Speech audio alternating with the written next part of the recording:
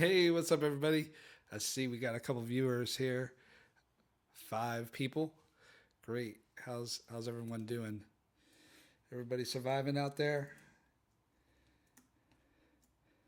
Interesting times at the moment. Hey, what's up, Enrico? How's it going? Let me just grab my headphones.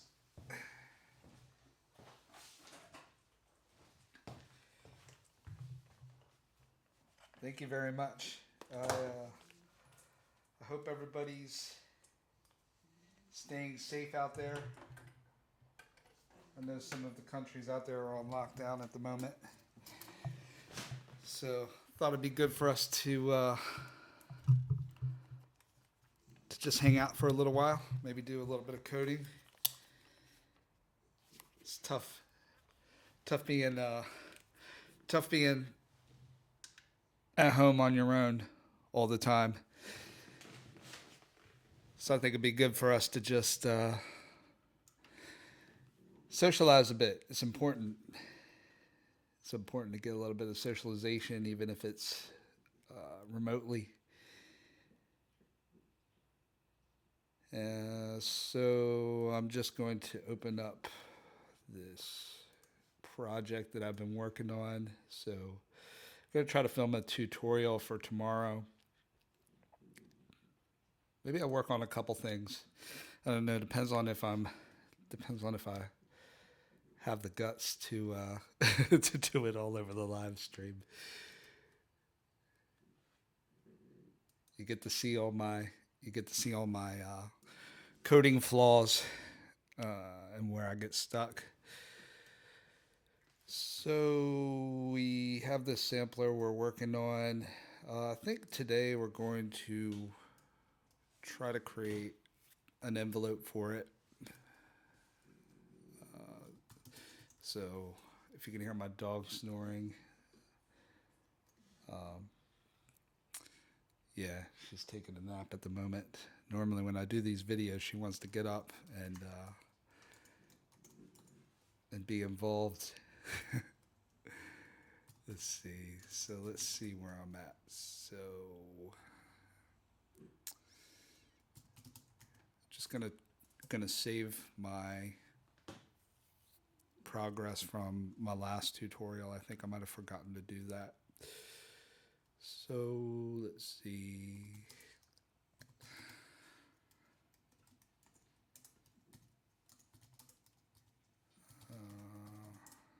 Oh, there we go. Get status. So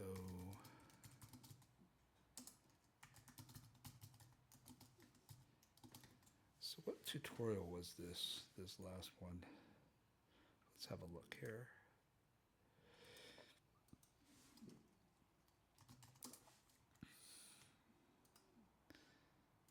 So how's everybody doing? Everybody all right out there?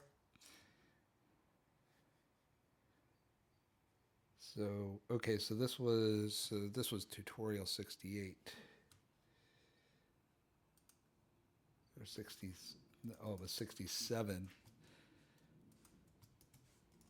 So you can grab this on my GitHub. I'll find you the link here in just a moment.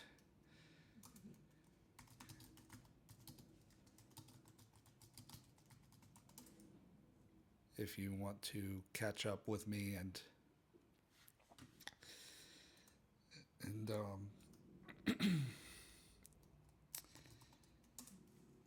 let's see, where am I at here?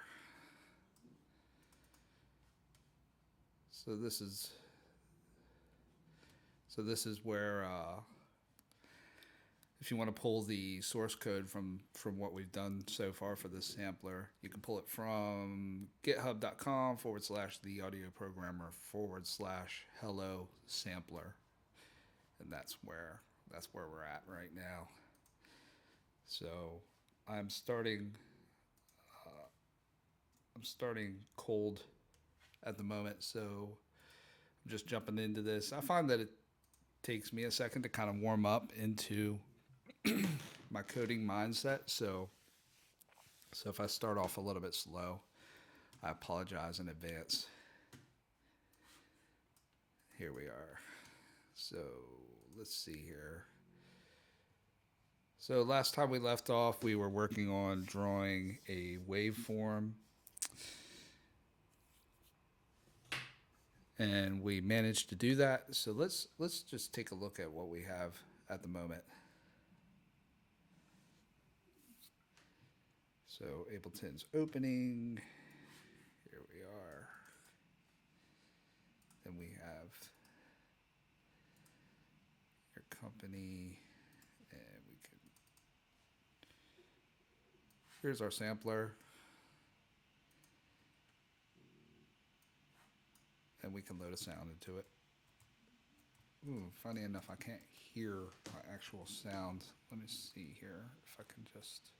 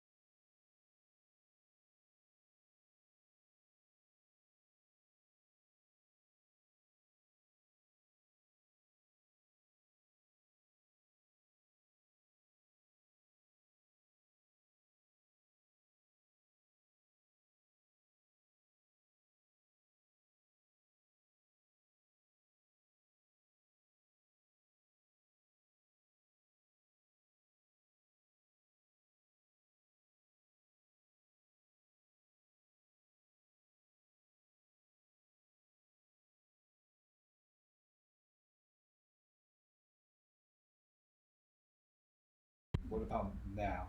Okay, so you're gonna hear that now. Okay, let me try to change it back.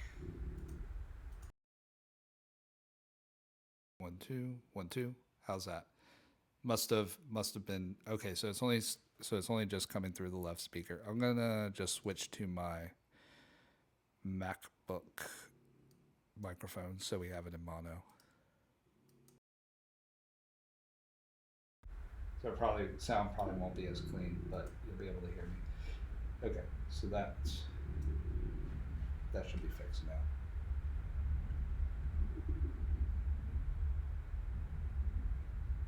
Yeah, look like it's very low. Of course, this is so weird. Gonna see me mess around for an hour with my with this.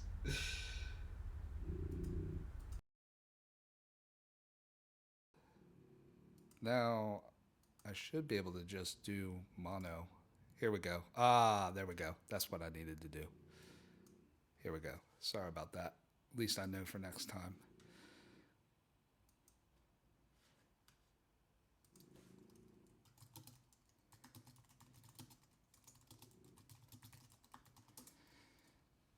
Okay, so here we go.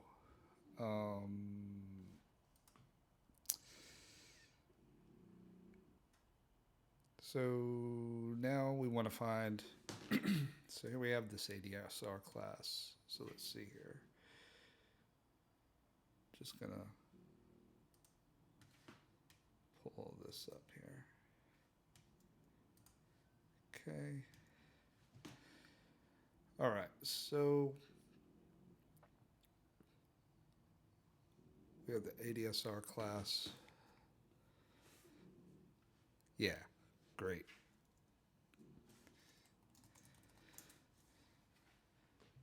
Okay, so we're finally up.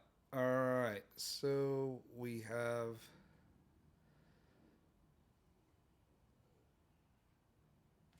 this ADSR class, ADSR parameters. So I think if I go in here,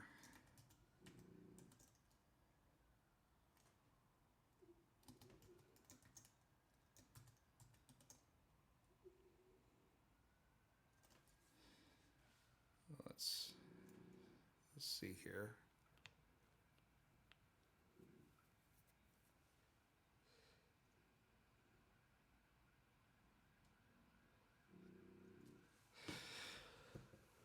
Okay, so set sample rate. Give it some parameters with set parameters. Then call next sample to get the envelope value. I wish I could play music while I'm doing this. It would kind of cut out the dead silence a bit. But unfortunately, it'll get copyrighted, won't it? So let's see. We got set sample rate. So that'll be done in prepare to play.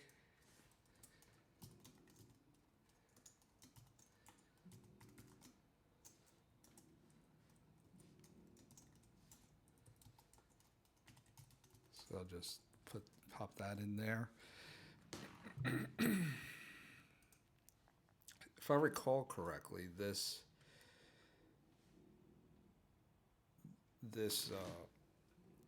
class is a bit weird in that you have to do a separate ADSR parameters object.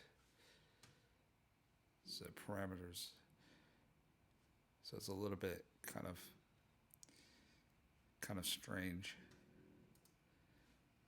So, and then you have to do set parameters.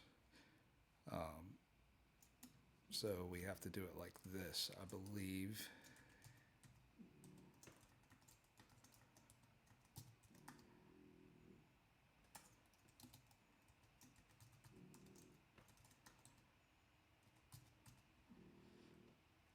And then does that need to take any arguments? So we got parameters.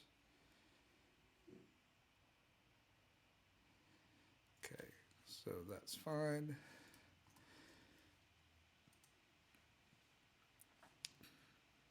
Now the question is where we need to, so I'm going to open up a separate window for this, for just the ADSR. So we need to set the parameters. So I guess set parameters would happen in the constructor. So let's see here. So sets parameters that'll be used by the ADSR object.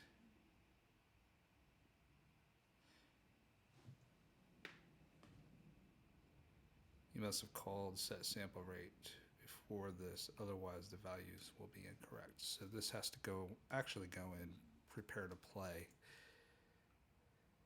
from what I can see. So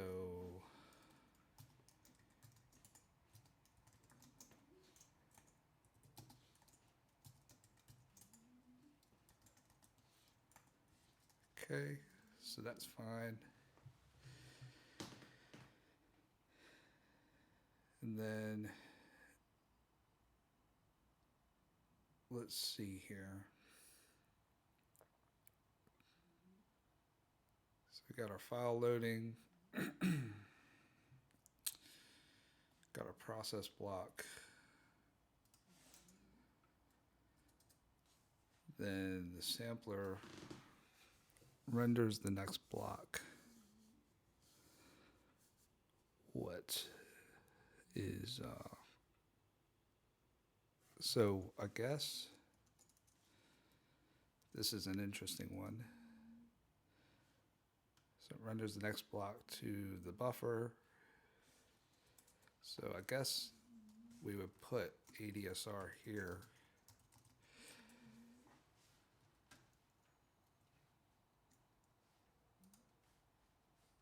So let's see here.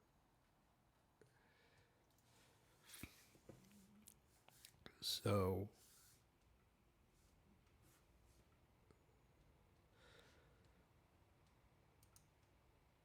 to each,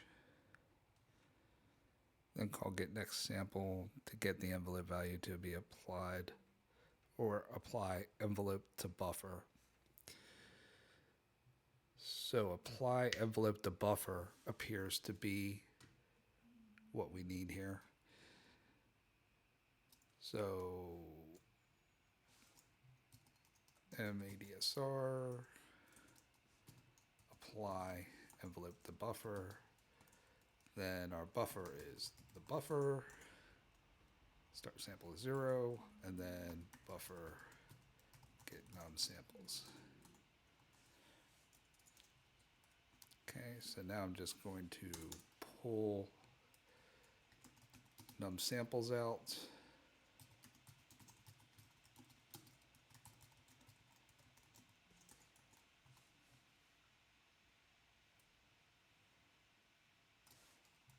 Just clean this up a little bit.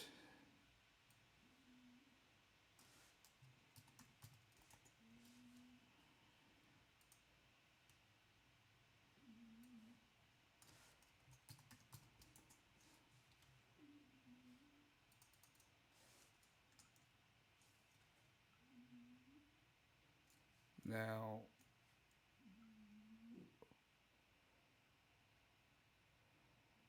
let's see here. So now we have this node on, node off. How's that going to be handled? So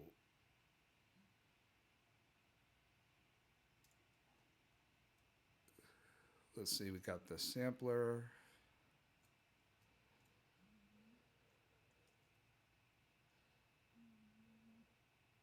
So we need to actually tell the ADSR when we want to attach it to the node on event of the sampler. Well, how's that going to happen? So let's take a look here. So let's go back in here. So at the moment we have the ADSR, but how does it know when the node on event happens? So we have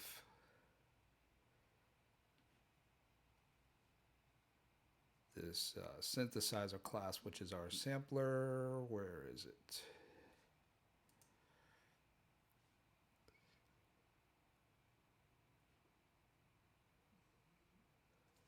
So this is a virtual method. So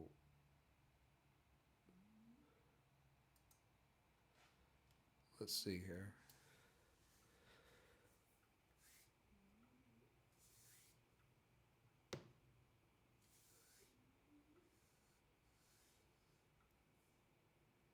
So how do we actually, this method will be called automatically according to the MIDI data passed into render next block. Okay. So will it,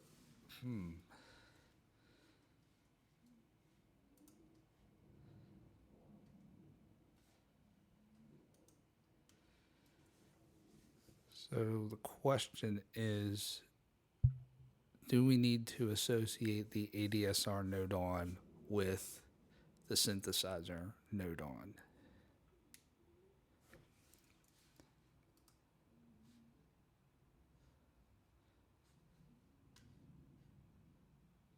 So let's just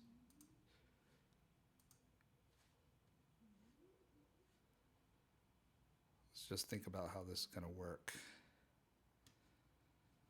So I'll just put this down here. So we will can override this, right? So let's do this. Oh, this is such a pain when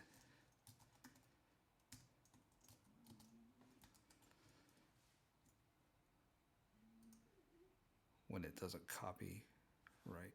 Int MIDI channel, int MIDI note number, MIDI channel,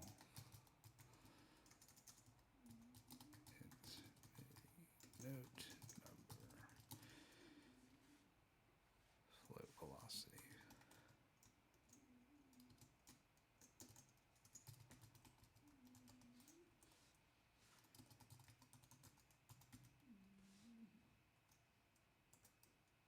Just go see if that compiles here. Only virtual member. But it is virtual. Okay.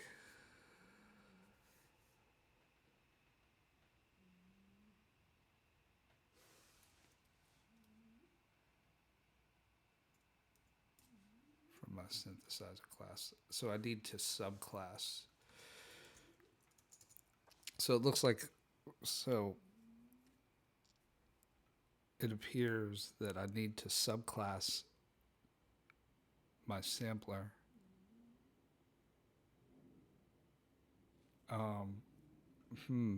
Because I need to override that behavior. So let's see.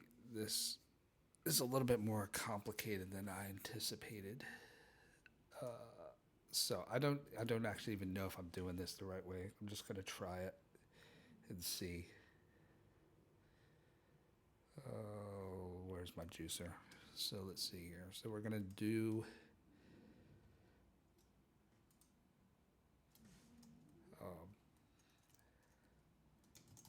my sampler. So I'm going to set up a my sampler class. And then it's going to be interesting. We're heading into the unknown right now. So yeah, we're heading into the unknown. So we're going to set up a class, my sampler, public synthesizer.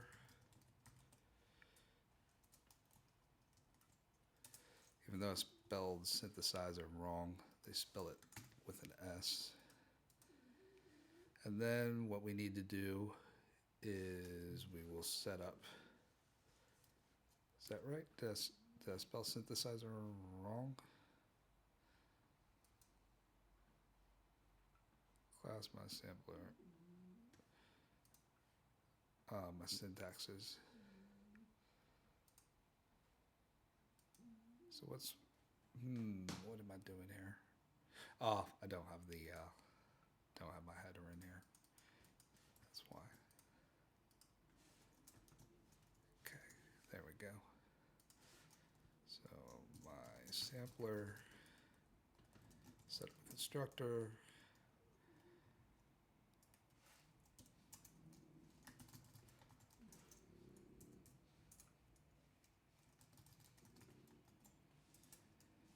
Yep.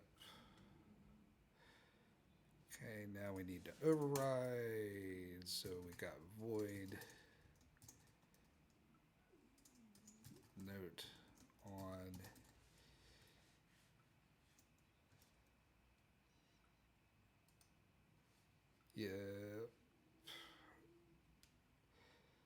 It's a shame these streams are delayed. I see your comments, but they're a couple seconds behind. Int MIDI channel, int MIDI note number, float velocity. All right.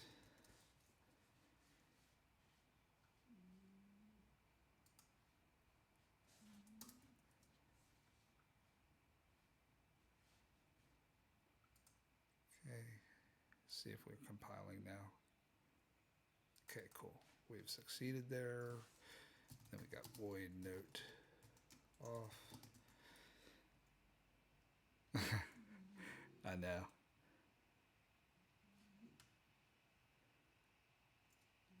We'll allow tail off. So it's all of these.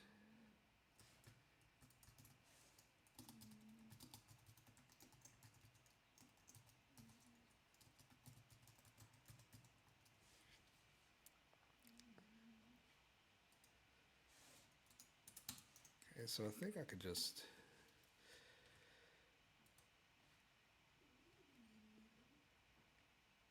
thing is, now I need to set all of the ADSR stuff up in this sampler class now.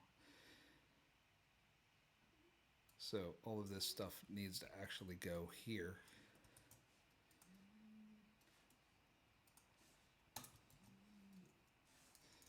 This is going to be interesting. I don't know if I'm actually doing this right, but we will find out soon. So now we have these overridden node on and node off methods that we have from my sampler. And now we can just do MADSR node off. So that's the whole reason that we're needing to subclass all of this, is because we needed to associate the node on and node off events with the sampler, class. So now what we have is we have our wrappers. I'm sorry, I'm thinking about a couple things at the same time here. We have these ADSR methods that we're now going to need to wrap in our sampler class. So I'm just going to put this as a reminder to bring this back in here. So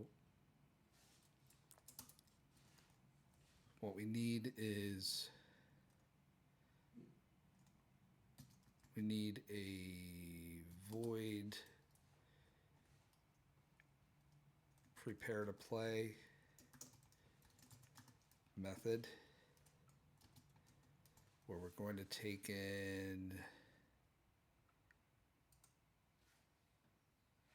the sample rate.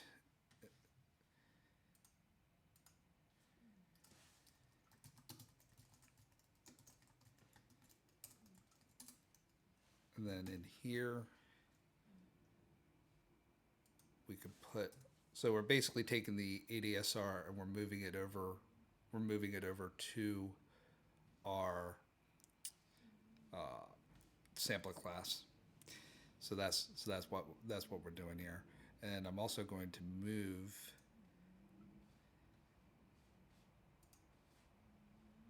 this here as well. So actually, no, I don't need to do that. So sorry, I'm just thinking about a couple things at the same time. This says that I need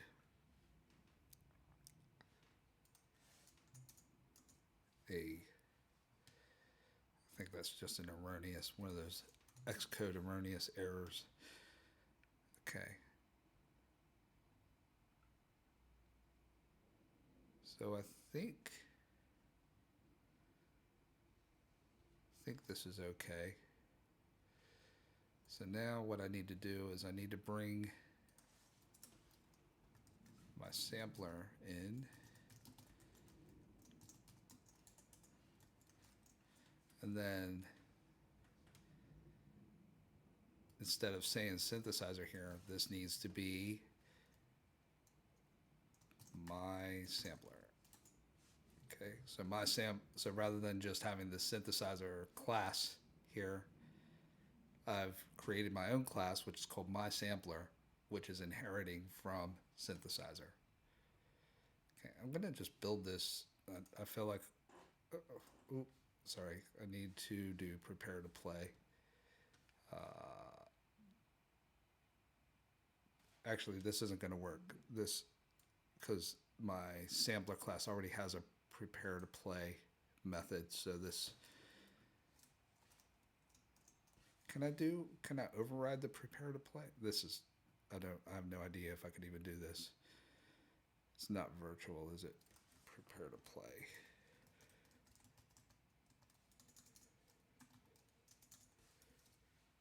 Sorry, just looking through here. I'll set current, oh, I'm actually okay here. So I could say msampler dot prepare to play. And in here I could put the sample rate. And now that executes that. So I'm just going to try to build this, see if this actually builds. Okay, so what do we have here? Oh, so, oh, forgot a comma. There we go. Okay, so, yep, so now this needs to be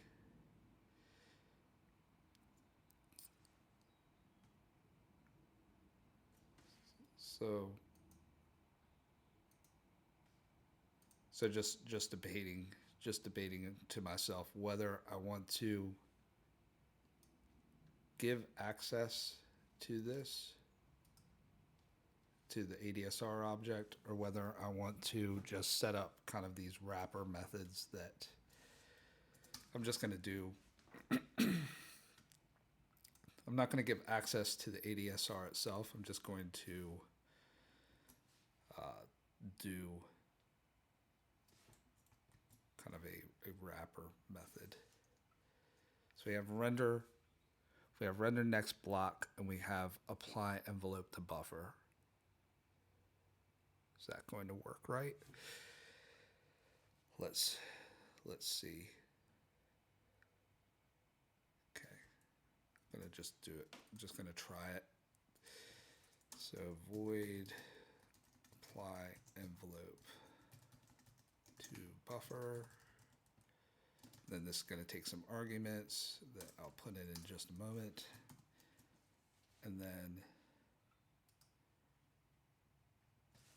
so this needs to be audio buffer type float a reference to it in start sample int num samples. Okay. Then this will be start sample.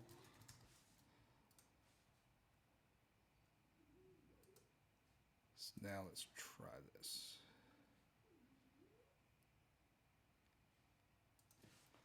And sampler, apply envelope to buffer. This will be buffer, this will be 0, this will be num samples.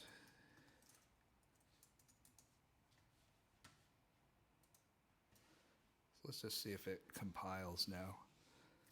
Okay, failed. So let's see here. Okay. So why symbols not found? Oh, I hate these errors, these linker errors. They always kill me. Okay, so clearly I haven't done something right.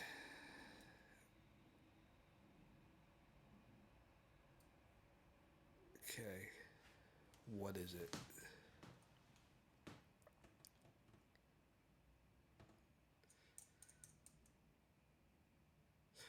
Oh,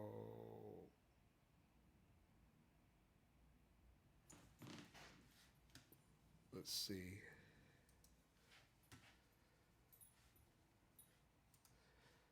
I think I remember something where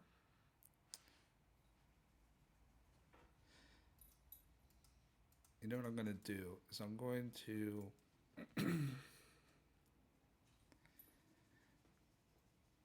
to change this around a little bit. I'm just going to set up one method that will give me back the ADSR. So let's do ADSR get ADSR return ADSR.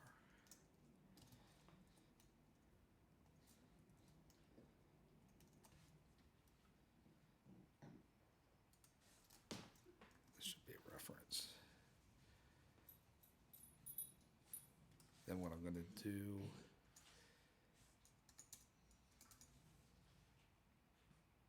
is I'm going to do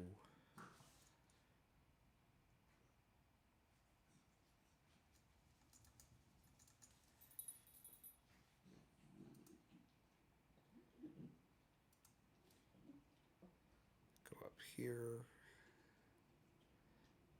Not quite sure if I'm doing this right, so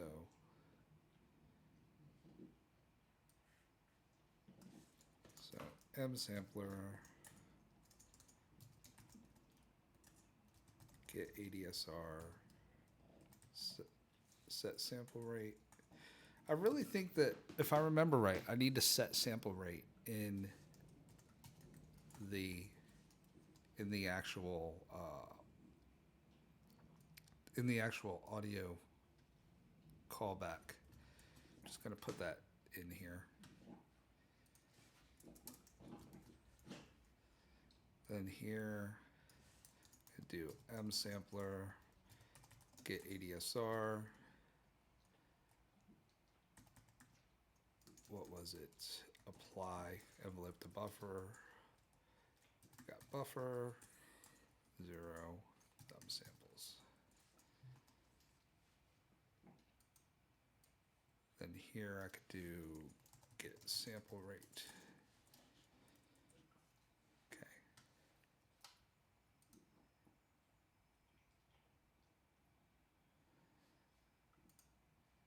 Still.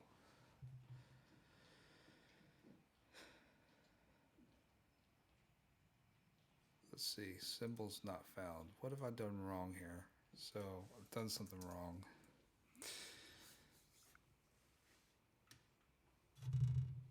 Oops, sorry.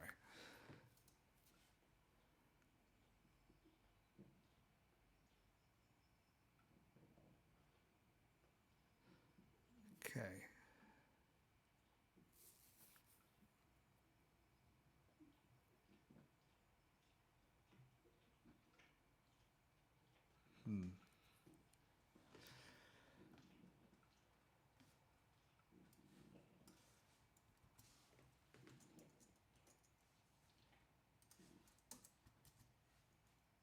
just going to comment out these ADSR methods here for a moment.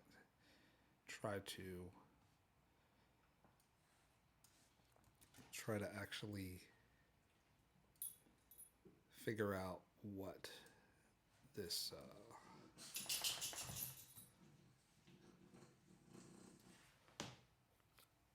what the error is looking like.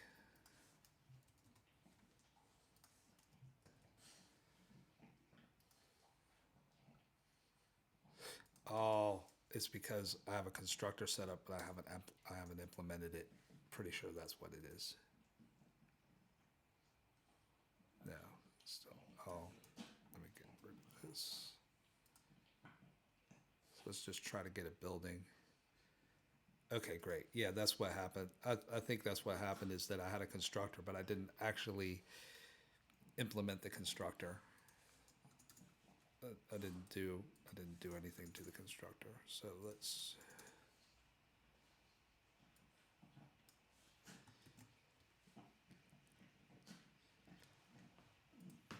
Okay, problem.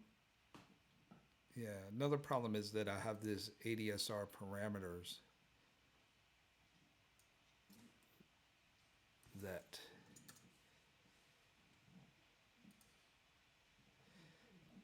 I mean, architecturally, I would want to have the ADSR parameters in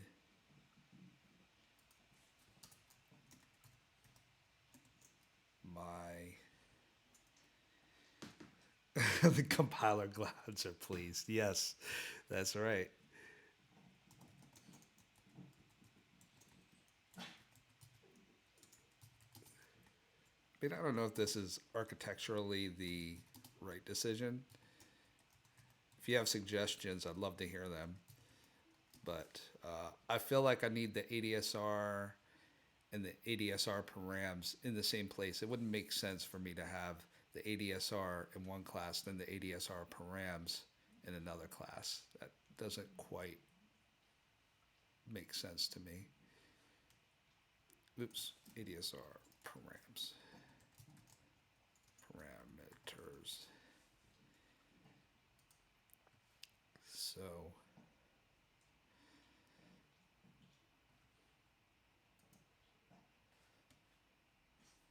So now that the compiler gods are pleased with me again,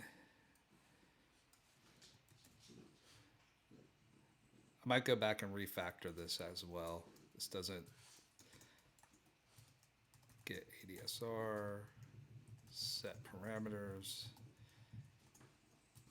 See, this doesn't feel right. That feels a little bit weird that I'm doing that there rather than doing it in the sampler class. But maybe I'll come back to it in a little bit. Not that it matters because now I've got another problem. So we got return M. Let's see. So ADSR.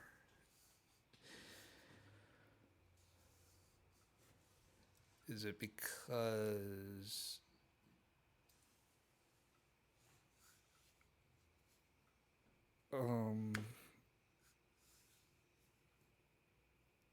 yeah, well, I thought that I did. I thought I remembered a few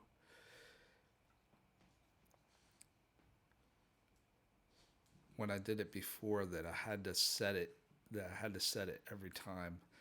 All right, I'll take it out for now. Where's my audio callback?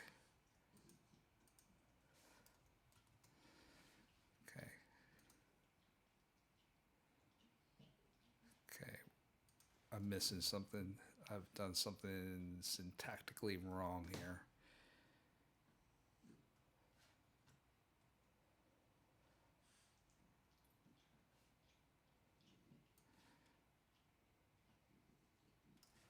So these can be private, right?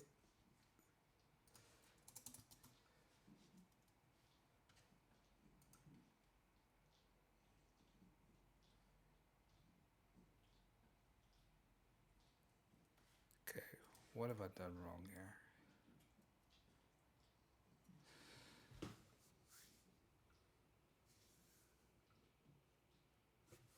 Oh, I always do this. You know what? You know that? I always forget my my brackets.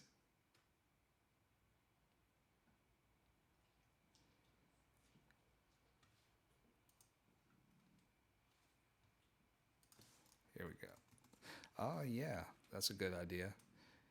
Maybe initialize the ADSR in the constructor. The ADSR parameters, that is. Okay, I'm actually just going to confirm that this actually works properly. So here we go. Hopefully this won't ruin our sound the way that it did last time. Huh, interesting. Okay, so we're getting the MIDI signal in, but it's not putting any sound out. So that's not good. Okay, we're getting there though. We are getting there.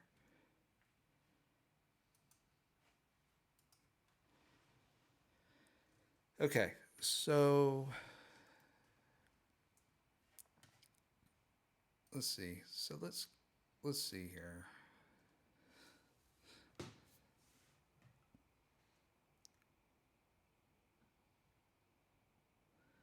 So let's go to our audio callback here. So we're trying to apply the envelope to the buffer. We do not.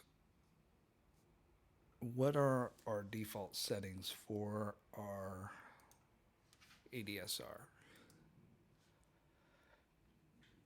ADSR parameters, actually.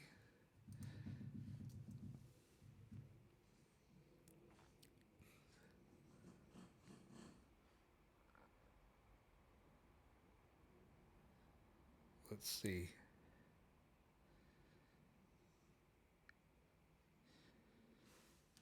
So we want the parameters. So our attack time. So this should be fine. Okay, so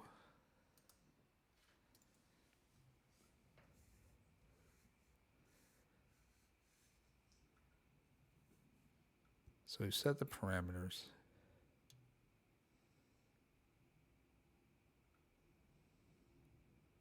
When the node on and node off happens, we've associated that with our actual sampler, so that should be fine.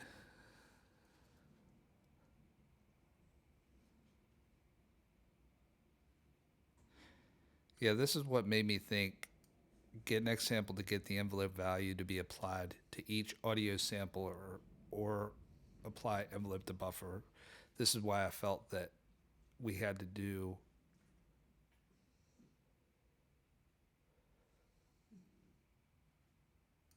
I don't know. I'm talking about something else. Call sample rate with the current sample rate. Give it some parameters. Then call get next sample. Give it some parameters with set parameters. So do I need to set? I should be setting the parameters in the audio callback, right? Because it needs to know. It would need to know every callback what parameters, just in case I changed any of the parameters. Right? That feels. I'm going to try to do this. I'm going to try to do this all in the audio callback and see what happens.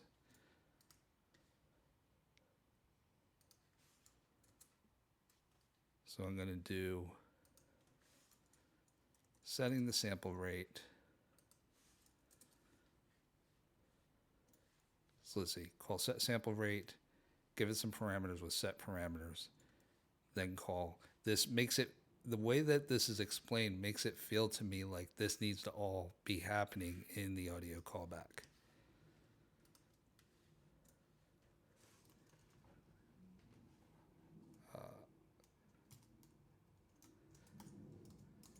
M sampler, get ADSR, set parameters.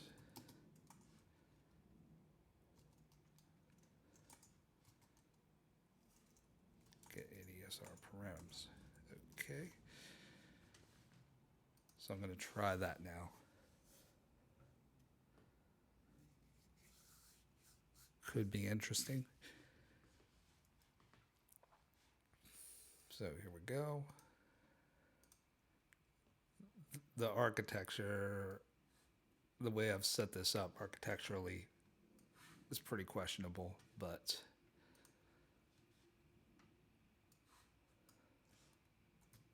okay, so same thing.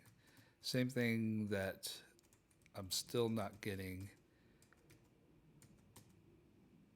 sound out. Getting MIDI in, but not the sound out. Okay. So let's take a step back for a second in that I'm going to get rid of the ADSR stuff. Just make sure, and I'm going to make sure that I've actually inherited, that I've actually subclassed the synthesizer class correctly.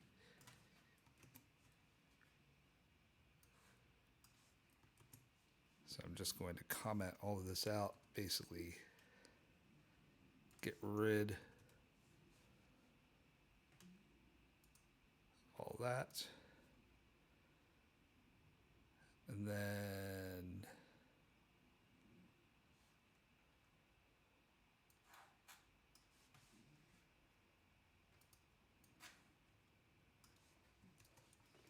so now we're just going to test it. Just see if I've subclassed my sampler correctly.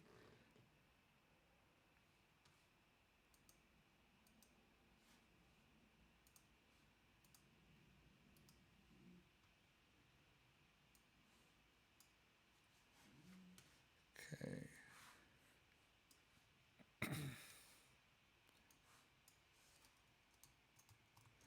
Interesting. I've gotten rid of all the ADSR stuff, but it hasn't actually, it appears that I've done something wrong in subclassing this. Okay, now I'm just going to get rid of this. And I'm going to try it again.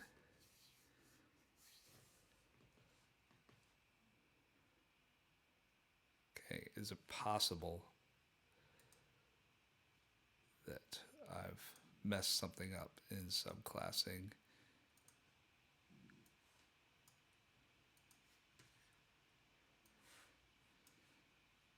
Okay, I will be very surprised if this does not work. Okay, cool. So that works. So what's happened here is that in subclass, in overriding my note on and note off,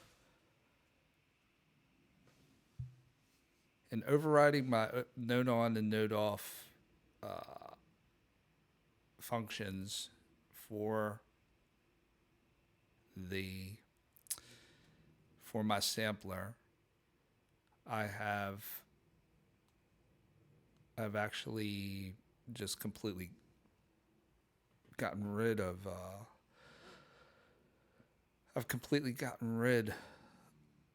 the actual functionality I need for note on and note off. So what's up with that? So how is this going to work?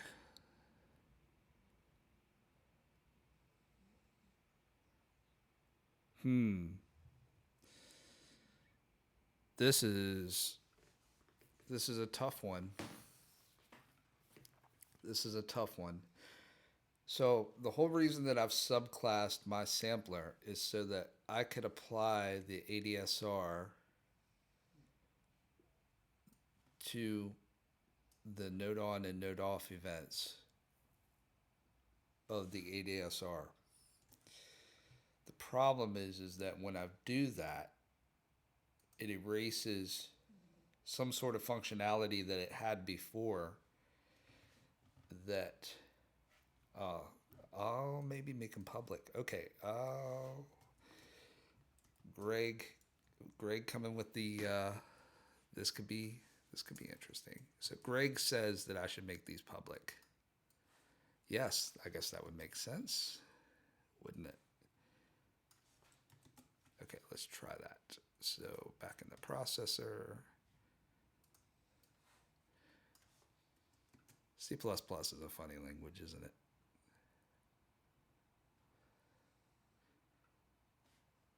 I guess it makes sense.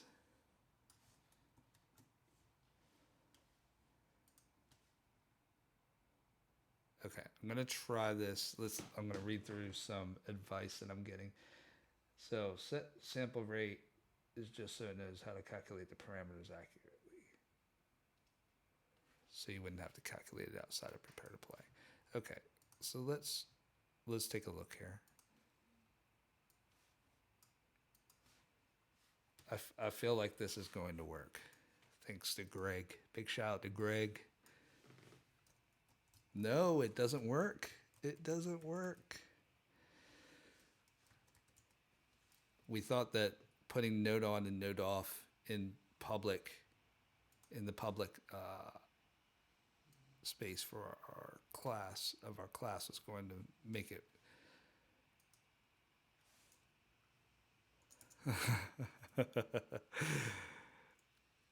Come on, y'all are supposed to help me out here.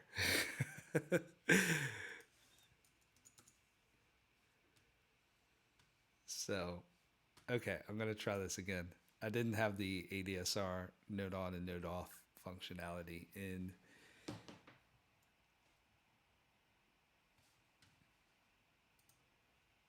I had them commented out. I'm going to try this again. I don't think it's going to work, but let's see here.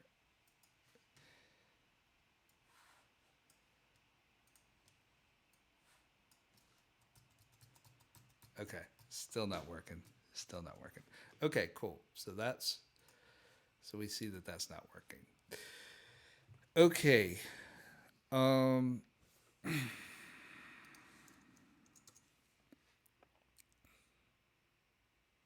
So let's go over to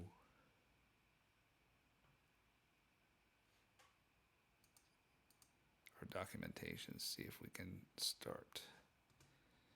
So we have triggers a node on event. Okay, so let's see here. Default method here is to find all the sounds that want to be triggered by this node and channel. For each sound, it'll try to find a free voice and start playing the sound. Subclasses might want to override this if they need a more complex algorithm. Okay. Yeah, the default parameters are fine for the ADSR. Yeah, check those already. Okay, so it seems like, is there like a Boolean that will return?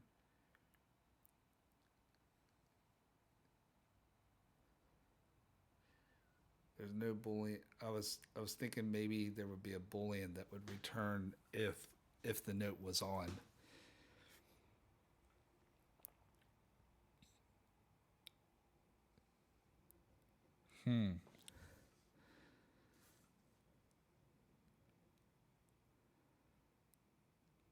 This is.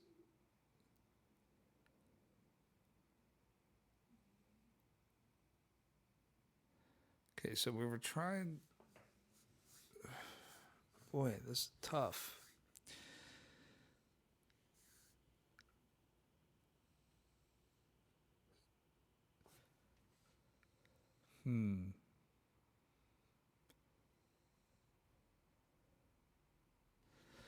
So let's see here. How do we? So this doesn't seem to be doing what we want it to do. Right?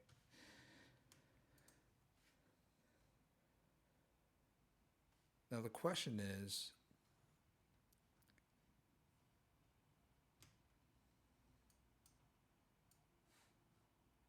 can we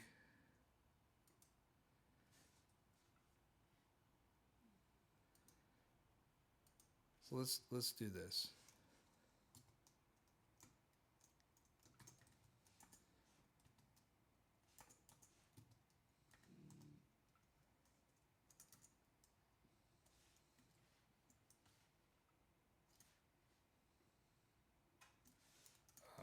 Get ADSR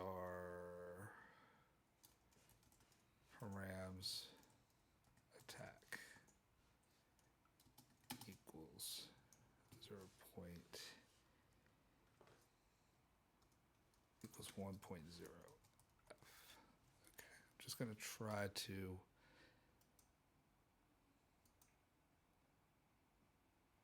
try to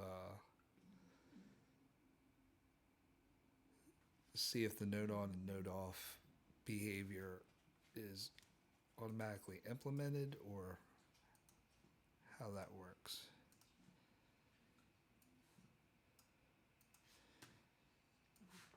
Okay, samples.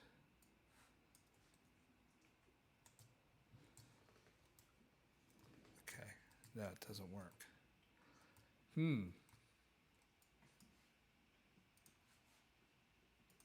Okay.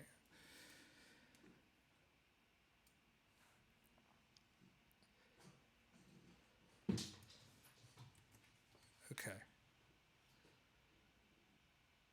So let's go back again. Sorry about my dog. She loves doing this when I'm doing live streaming.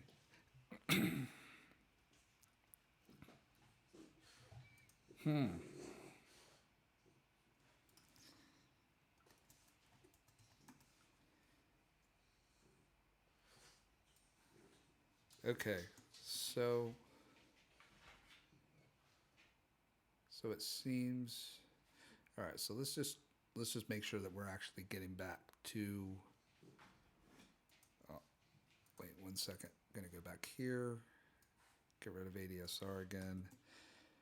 So this feels ADSR and ADSR param, since they're not associated, since they don't seem to need to be associated with the node on and node off. Well, hold on a second here. So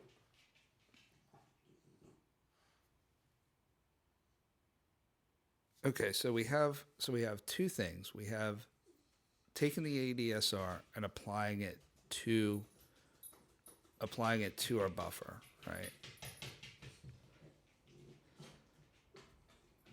Then we have the node on, node off behavior. But the question is, does the node on, node off behavior need to be associated with the node on, node off behavior of the synthesizer? Now, I'm starting to think that the answer to that might be no, because when you hit a MIDI key, it would trigger. Would it trigger a node on event for both the synthesizer and the ADSR? That's the question there. Or do I need to tell the ADSR when the node on event actually happens? Sorry about my dog. I have no idea what she's doing. What are you doing? Let me pull up my dog here. Come here. You gonna come? Come here. Everybody gets to hear you all the time, but nobody actually gets to see you, do they? Nobody actually gets to see who you are, do they? So everybody, this is Toast. This is my dog Toast. This is the one that you hear in all the tutorial videos. Okay, she's getting on a little bit now. She's about 7 or 8 years old now. She loves to beg for attention when I'm doing the tutorial videos. See, you're famous now. You're famous. That's what you wanted, right? Are you famous? Okay. Okay. So let's make sure it's actually going back to. We've gone back to our actual what we were doing before. Sorry about my dog. So now we should hear the sound again.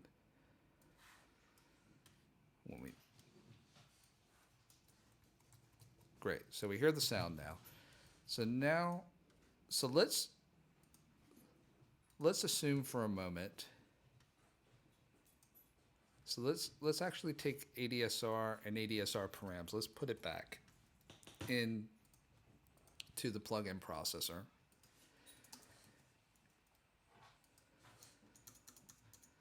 And let us assume that these are triggering separate node on and node off events for the,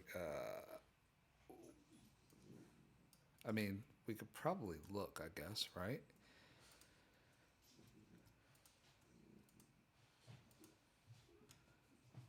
Let's see, so we got node on.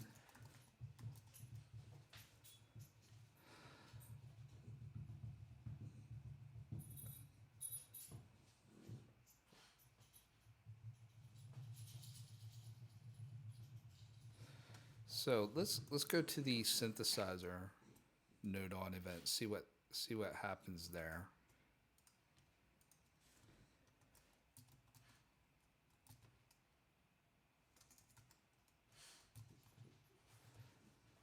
Okay.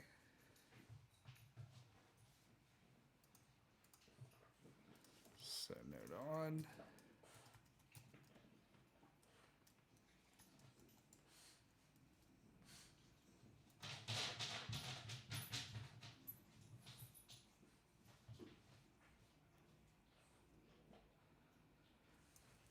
So we have this other.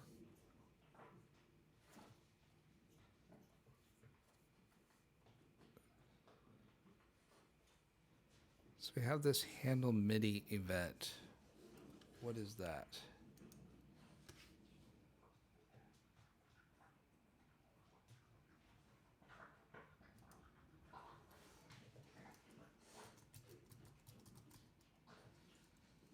Can be overridden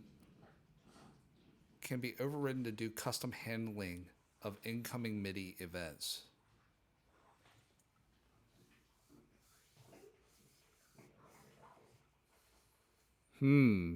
That's interesting, isn't it?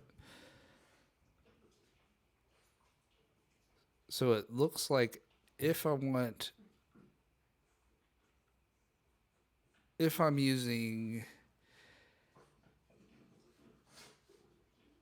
node on and node off, then maybe I need to use handle Midi event as well, so it knows what to do with the Midi events.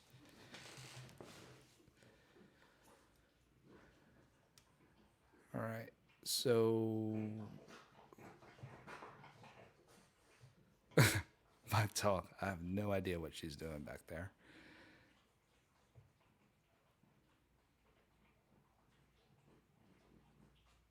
Okay. Shall we try that route first?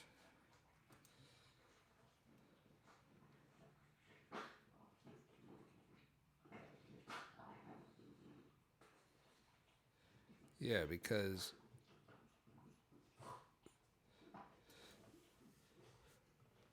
let's see.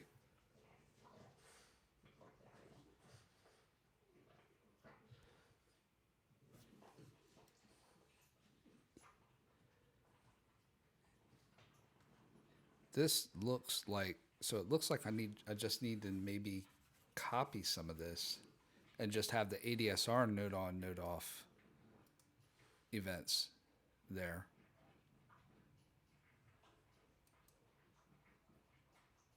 Right?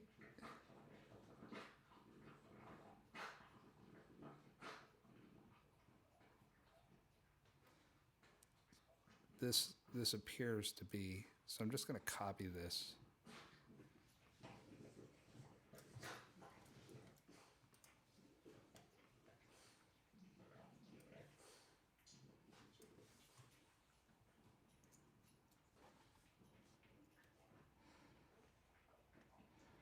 Was I override? Yes. Yeah. Yeah, that's exactly what I was doing.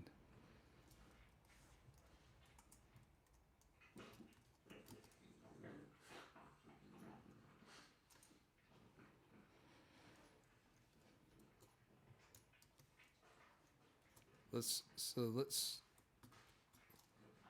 handle Midi event.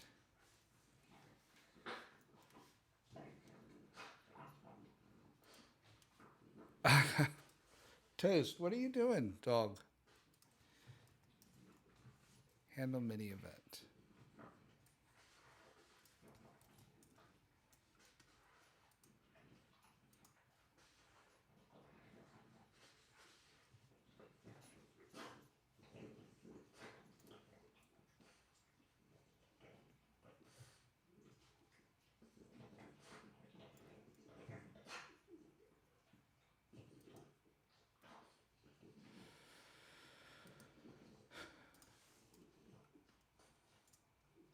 Let's see.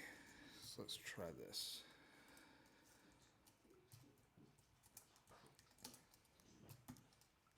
I erased it. Daggone it.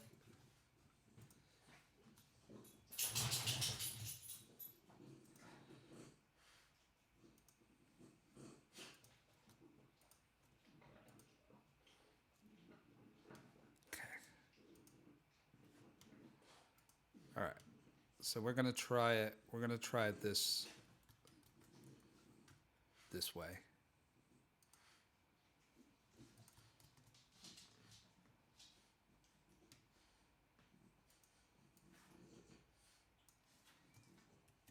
Okay, so we're gonna try doing all this. Okay, so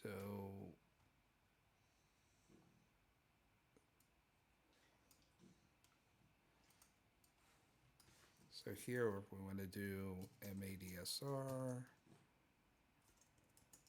dot note on, and then here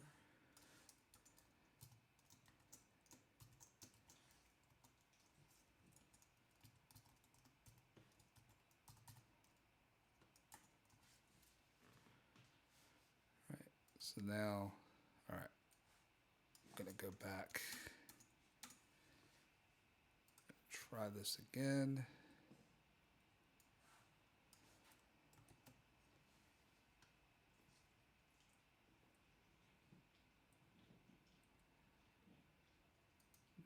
Now the question is, do I need to actually explicitly call handle?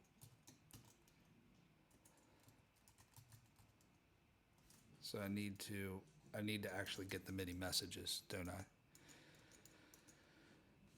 Oh, I've forgotten how to do that.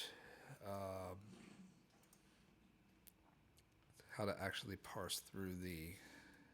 I think I need a MIDI buffer iterator, a MIDI message.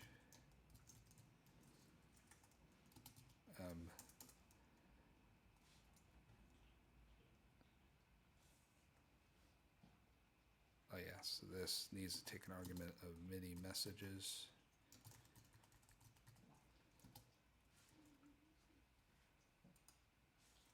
Okay, then we need to go through MIDI buffer and get events. So I'll come back to that in a minute.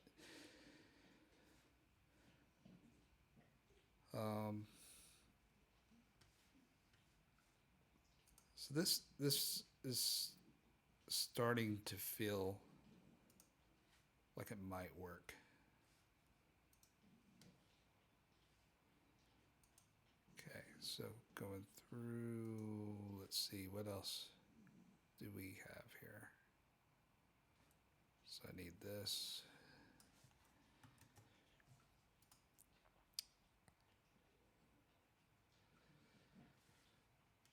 Okay, so how do I go through the MIDI buffer again? So I think it's in the documentation.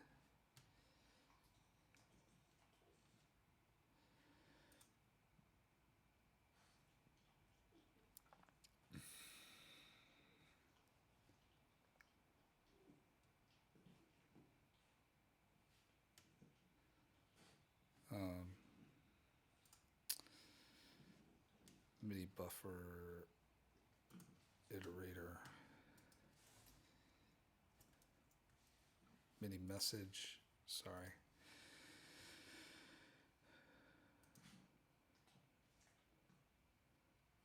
Oh, what is this?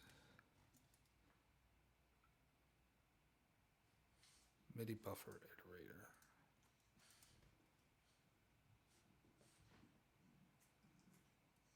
Get next event.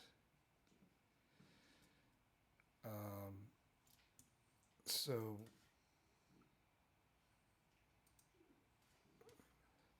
it's something like for if IT get next event,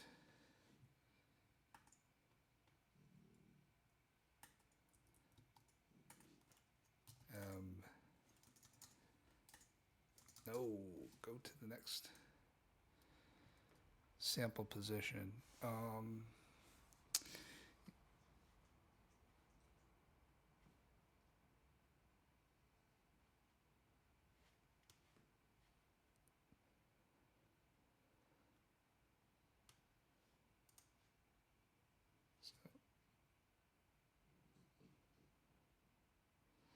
Oh, does it? Okay. So non-locality is saying that handle MIDI event does all of this for me, that I don't actually need to do that separately. But I removed all the node on. Where though?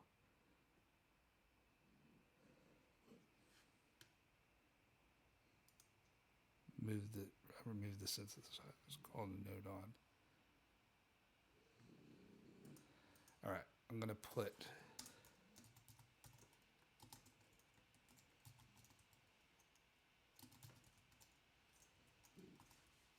I'm gonna see if this is actually going through.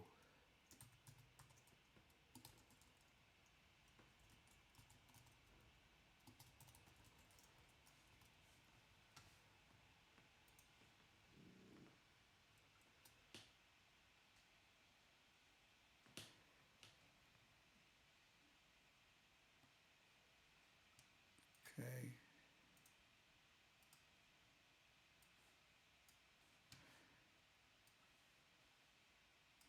So let's see if this is actually gonna work.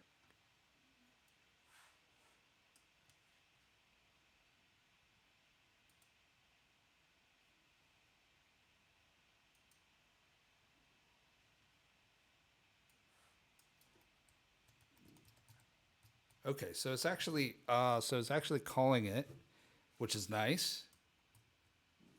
It's nice. So we're getting in the right area.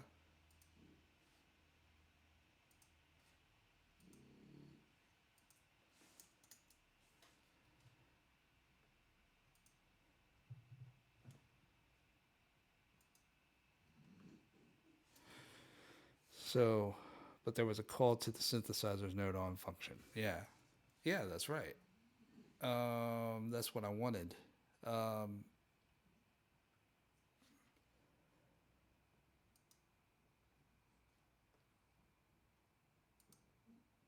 Yeah, I thought I wanted to get rid of that and just have the ADSR handle that. But hold on, let me go back into this. So we'll put that in there.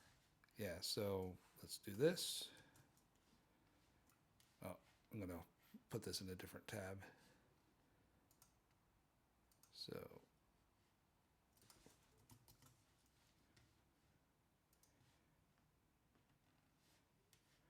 okay, now we got node off.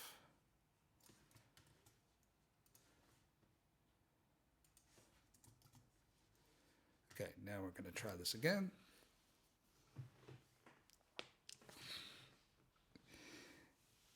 Hey, how's it going, Pierre Luigi? Is everything all right? You're in Italy, right? How's everything going?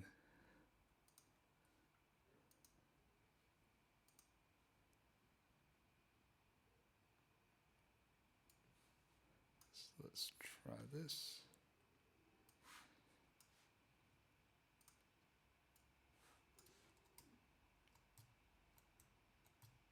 Okay. I don't know if it's actually working, but feels like it's working. Feels like it's not very attacking. Oh, it's actually working. You hear that? You hear the attack? So now, big shout out to non-locality. Got that last puzzle piece in there. Great. We got it. Okay, so now some questions here. So we got that, right? Pardon me. Okay, so now we got that. Now we had the question, does it need to call get sample rate every time? Does it need to call that and set params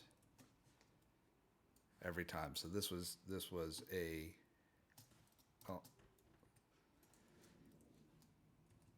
I think that you will find that this will not work properly now.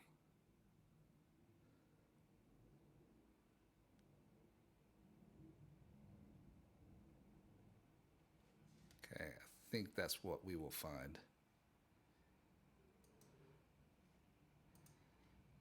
Let's see.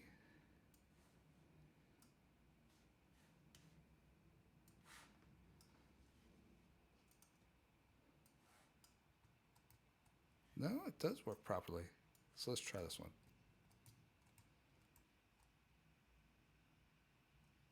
My voice is off. Really? Okay, 1 second. 1, 2. You should be able to hear me. Can everybody else hear me? I don't see. It looks like it's coming through my live stream.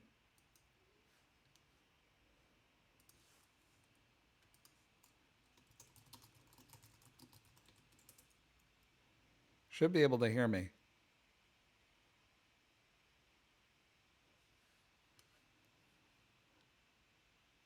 What about anybody else? That's strange.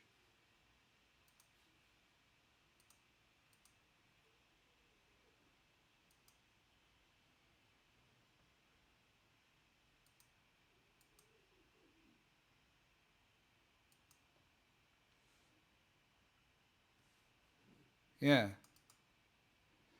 Yeah, it looks like it's coming through the live stream, so I'm not sure why that's happening for you. Yeah.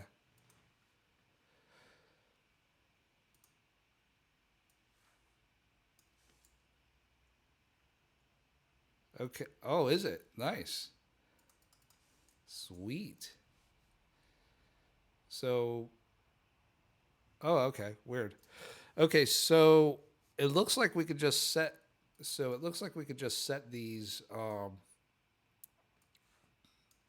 our ADSR settings here up just fine. So now, so it looks like everything is working fine for that.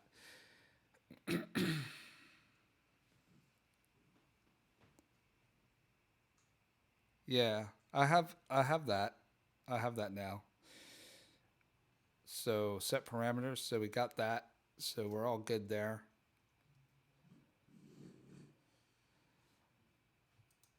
So the question is, so yeah, so that's fine. Okay, so let's stop for a moment and let's just take a look at architecturally what we could do here, because this if we look here,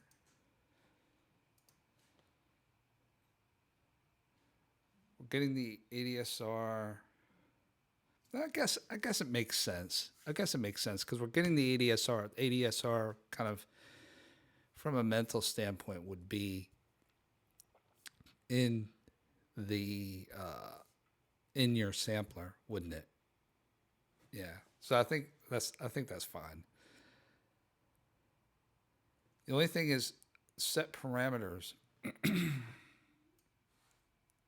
Like we don't like that does not make sense. Like I shouldn't need to call that.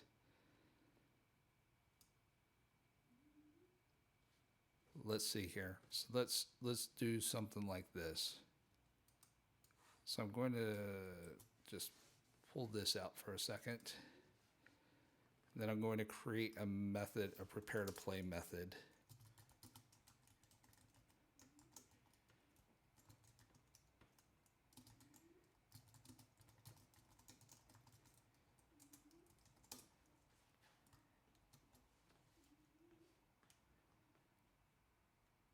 Then we're going to do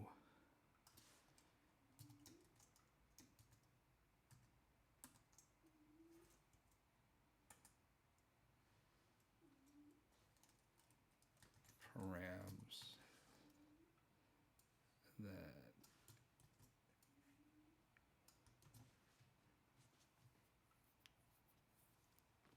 so this feels a little bit more. Oh, I'm sorry. This is.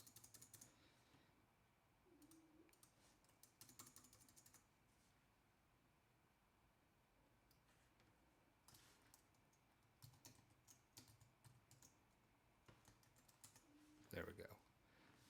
So then here I call.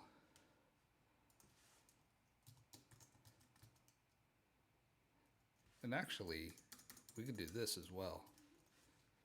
This can go in here as well.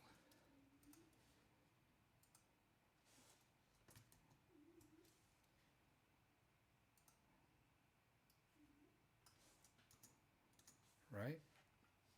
So that feels much cleaner to me.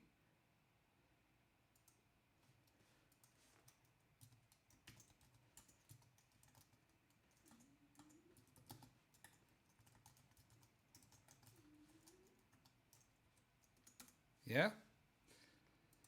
That looks like a winner right there.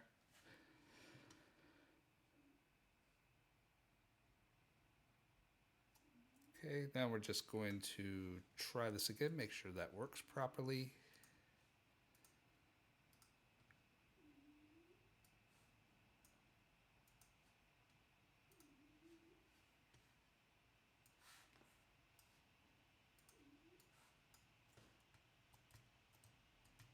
Great, so that all works properly. Okay, what else can we clean up here? So here, these two look like they're kind of part of the same process, aren't they? So now we could just take this and we could do like a get next audio block, something like that.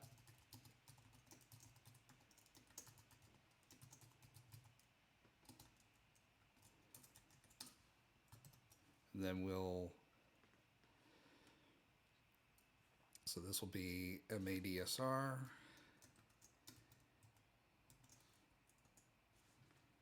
And then this will be just render next block. So then we just need to have our arguments here. So we got audio buffer of type float. This is a reference buffer. MIDI messages. So what's MIDI messages? Come on, hurry up. What's going on here? So we got const.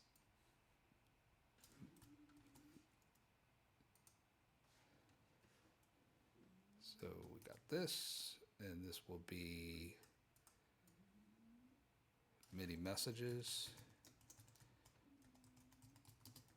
int start sample, int num samples. Okay, so then this will turn into start sample. This will turn into start samples. And then here I could just say get next audio block.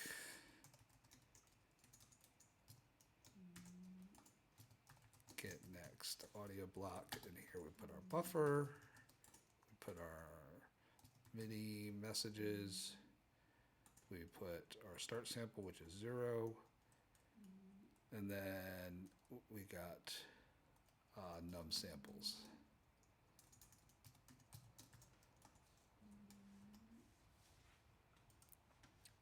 Great. So now let's just try that out. Okay, so now we got, so I've done something wrong here.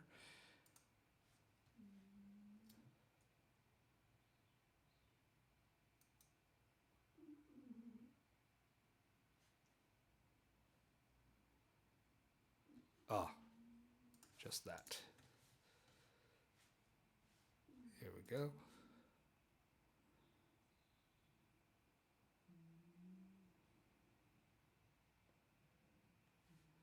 Okay, so now we're going to try this again.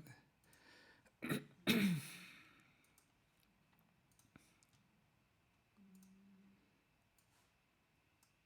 sure it's all working fine.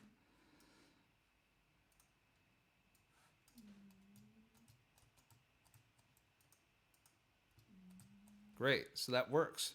Cool. All right, so let's do something else now. So that all looks fine. So I feel like these need to, just going to kind of straighten this out.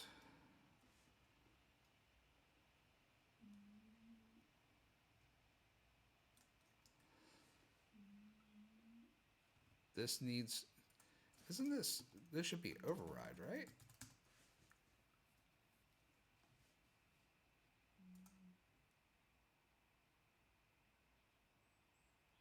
Yeah, so that's an override method. And then down here, we can just call this like accessors, access methods.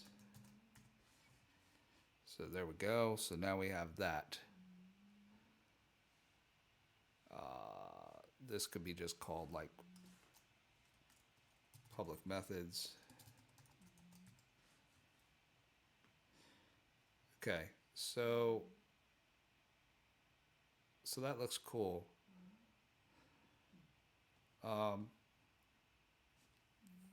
So let's set up some dials now. Okay, so now we can set up some dials, and we can actually control this, huh? Let's try to control it. So we're going to need four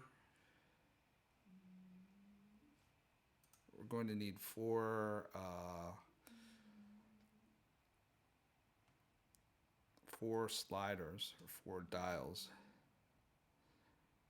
Just wondering whether that should be set up.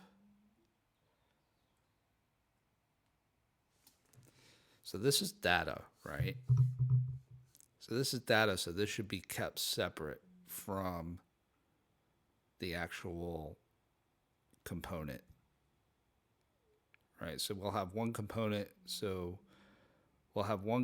that contains the 4 controls for the ADSR. That sounds sensible, doesn't it? So let's set up a component class. So this is a component class because we're drawing, right? So the theory or kind of best working practice is that your data should be separate from your UI, and you should keep those separate. So that's, for that reason, I am going to keep the ADSR data separate from from my UI. So I'm going to call this ADSR component. I think this is the right architecture here. I hope so. I wouldn't want to teach anybody bad practices, but that feels sensible to me now.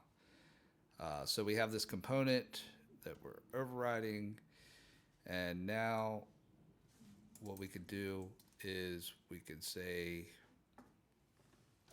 we could do 4 sliders. So we could do slider, attack slider,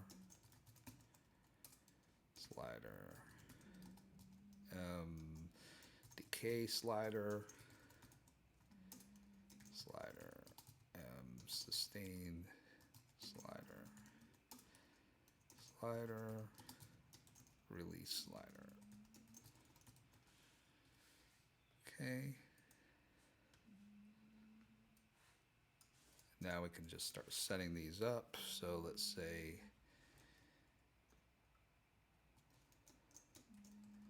I feel like this probably needs to be a whole separate tutorial, but we'll just go on, right? Set range. So let's say minimum is 0.1, F maximum is let's say 2 seconds, right? Then we could do MDK slider, set range 0.1, and then I think this we'd want a maximum decay of 1. I think, I don't know. Sustain slider, set range should be 0.1, 1.0. Release slider, set range 0.1, and then we will set this to 5 second release. Okay, we'll add and make them visible.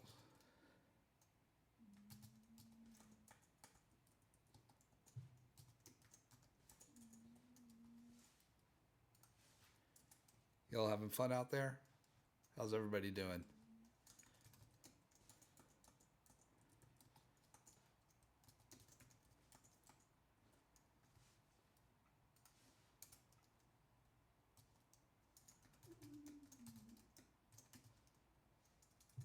Add and make visible. Sustain slider. Add and make visible. And release slider.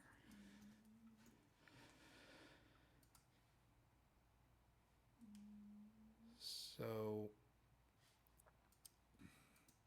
I feel too lazy to set this up with a value tree at the moment.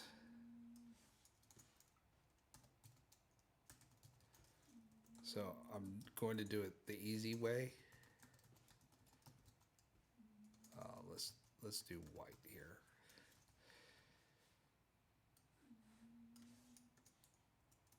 I'm gonna do this the easy way, which is going to be to implement a slider listener class.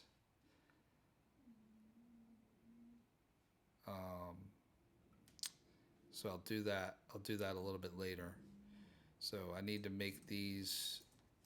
I need to set the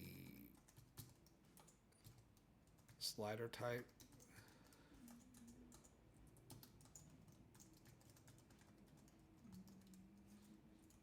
So these will be rotary sliders.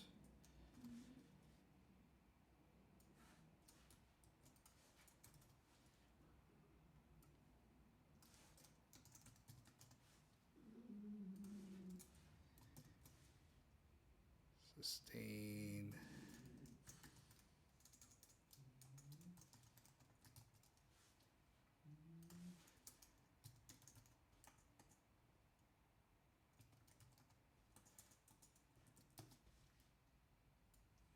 Then we will here. I always feel like when the UI part comes, that's when the fun starts happening.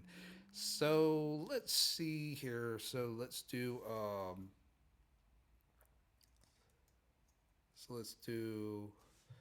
let's do like no text box. Or actually, let's do the text box below.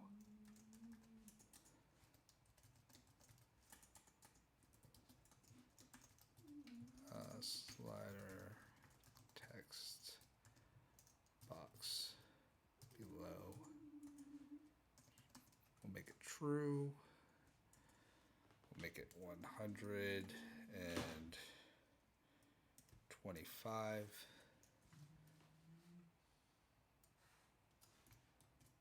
And then we will do this for decay slider. For sustain slider.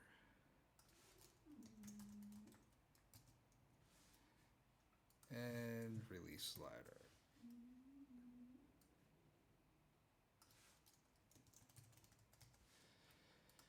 Okay, and then we will do set bounds relative.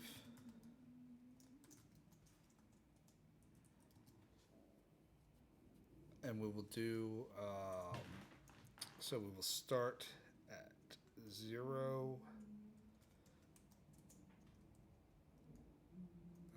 We will do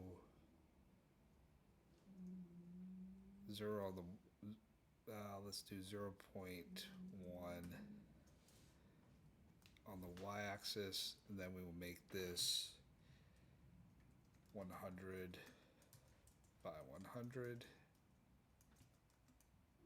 Oh, I'm sorry. This is bounds relative, not just. So let's make it 0.2. 0.2. Oh, sorry. Am I not talking loud enough? Sorry about that.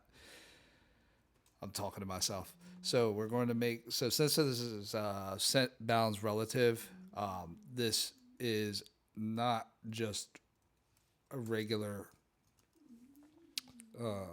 method where you just put in your X and Y coordinates. This is, if you were to take the width and the height of your component, and you were to map it from 0 to 1, right? So like, let's say that it was 4. Let's say the width of your component was 400, and you set bounds relative takes that coordinate and takes the 0 to 100, which is the width in pixels, and it normalizes it from 0 to 1. So if I said I wanted the attack slider to start at 0.25, then what that means is that I would be 100 pixels in, because 100 is a quarter of 400, right? 0.25 of 400 is 100, right? So that's what this means, is that when I am setting the coordinates here, it's mapped from 0 to 1 rather than on just your regular pixel space. So when I say 0.0, what I mean is I want it all the way to the left on the x-axis, and then 1/10 down on the y-axis, and I want it to cover 0.2 of the size of the whole component, and same thing for the height of it. So now we can pretty easily start to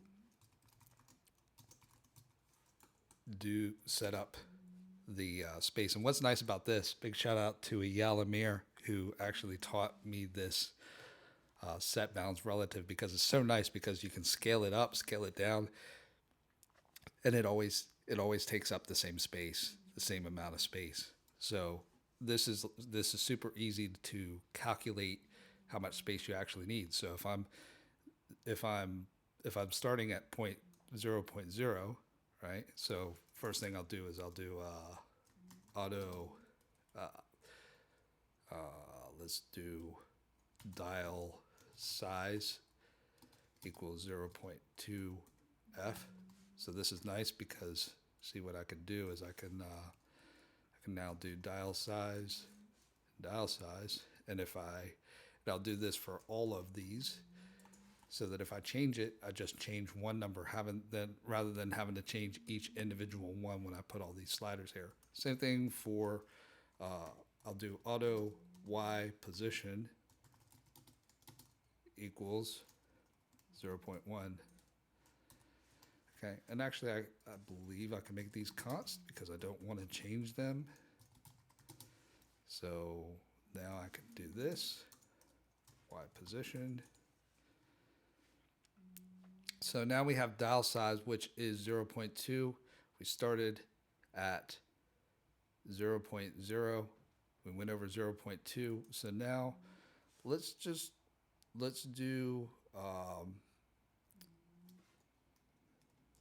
this at 0.25, then Y position, then dial size and dial size.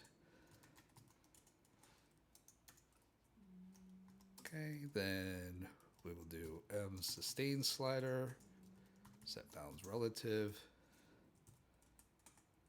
and then 0.5, Y position, dial size, and dial size again, and then M release slider, set bounds relative. Okay, and you see where I'm going here, 0.75, and Y position, dial size, dial size. So see, so this is nice. So if I want to just change the size of the dials, I can just do that once here rather than having to do it each individual time. So that makes it nice and neat. Okay, so now we need to get this over into our processor, or our editor rather. So we'll include it in our editor. So we got include ADSR component .h, and now we will just create an object. So ADSR component ADSR component, right? And then we will start to get a sense. We'll start to get a sense for how our dials are lining up here. So we could do MADSR component. Oh, sorry. Let's do add. So we need to add and make it visible to our editor, which is our parent component, MADSR component. And now what we could do is we can go into our resized method here, and we could say, so let's just put it down in the bottom left. Oh no, actually let's put it in the bottom right. Okay, so we'll have to mess around with this a little bit more to like get it to look professional eventually, but or actually we can make it just take up the whole. Just thinking of how much space I want there. Let's make it take up the whole bottom, right? Like just the bottom of the plugin, so it'll be like a separate panel. So set bounds. I don't know if this is going to work. If this is going to look any good, but let's just try it. So we will start at 0, and then we'll go down. So remember, we'll go down like 80% of the way, And then the width will be get width. Oh, I'm not sure what happened there. And then the height, we will make it, let's see, we will make it 0.2, right? Because we're 80% of the way, and then we want to go the rest of the way there. Okay, so these dials won't be connected yet, but we will see how this looks. So hopefully these dials actually show up.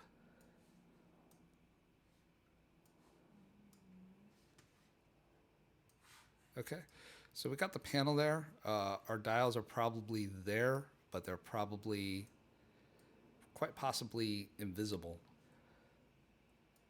Okay. Then we'll eventually need to, what we would probably want to do is we'd probably want to have a separate window. So this part that's black right now is just like the parent component. But what we would probably want to do is we'd probably want to have a separate class that would be just the display of the waveform itself. So I'm getting way ahead of like what I intended to do originally when I was doing this live stream, but I think it's all right. We're having fun, so yeah. So let's just keep on keeping on. So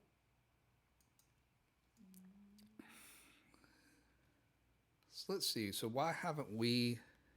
We should be able to see those sliders though. Should be able to see those. I'm just going to just try a different color. I mean, I don't think that we need to actually. Oh, I think this dial size is way too small. That would do it. So let's see here. So dial size, our dial size is like 0.2. It should be like really 0.8. That seems more sensible. So let's see here.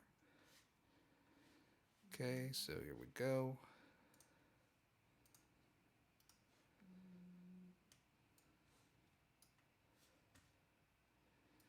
Okay, still nothing. Still nothing. Okay, cool. That's all right. We shall continue to look here. So we started at 0.0, 0.25. Dial size is 0.8. Our Y position is 0.1. We have added them and made them visible. We've set the slider style. We've set the range. So what is going on here? So sometimes this happens. Sometimes this happens to me. So sometimes what happens is that the component just isn't big enough. So let's go and I'm going to do something like this. I'm going to set it much bigger because sometimes what happens is that the size of the component just isn't quite big enough, and that it doesn't actually, your components just actually are too big to actually draw. So as we can see, that's not the case. That's not the case here. Okay, cool. So that's all right. Let's go back. So we have the slider. We've made it visible.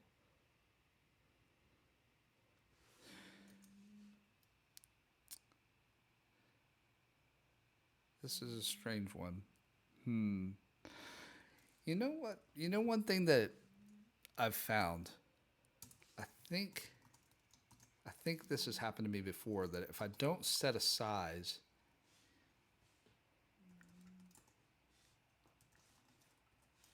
because this is going to, this is going to call resized, and it's going to be doing, you know, whatever the coordinates, the percentages the of the component size. But then we think the component actually doesn't have a size when this first calls, does it? So it's very possible that I'm doing this and I haven't actually even set a size for a default size for the component, even though I'm actually changing the size at a later point.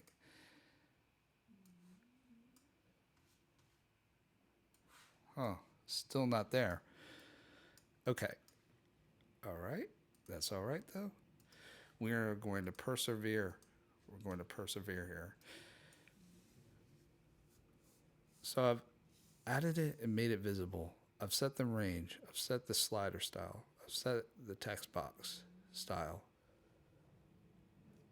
What have I not done here? The dial size is 0.8. The Y position is just 1/10 of the way down.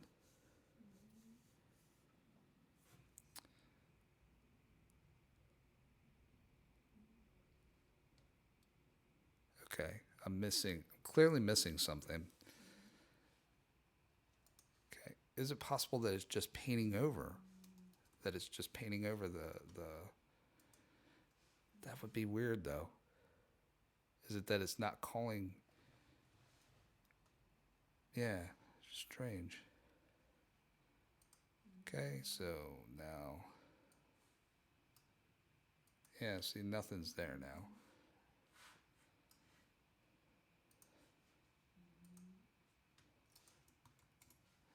So I've missed something. What have I missed?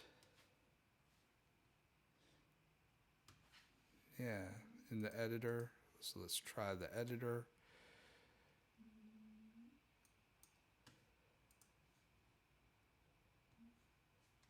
Made it. I've added it and made it visible.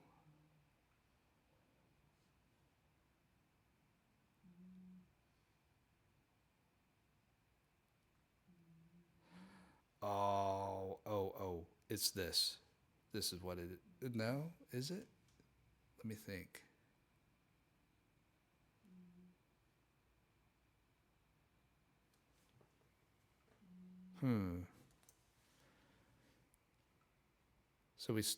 So the ADSR component is going, the width is going 0.5.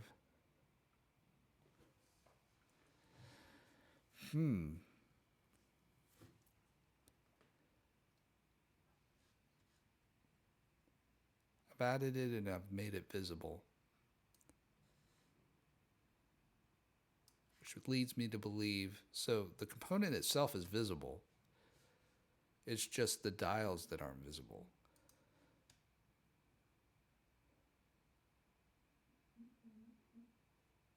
This is so strange.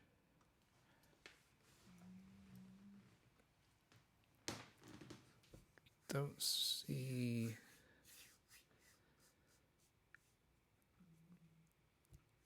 I've made them visible.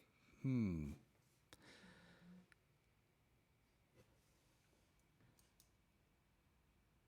going to try something here.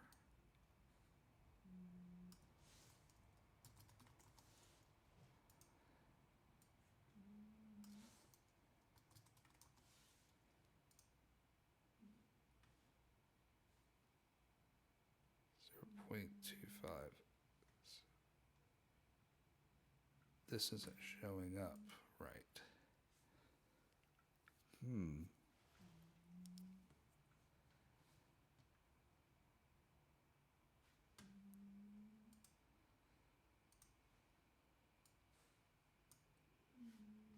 Yeah. Okay, so now what I'm going to do is I'm going to set the color of the slider, right? So maybe it's there, but maybe it's what's the color. So let's see. Text slider, set color,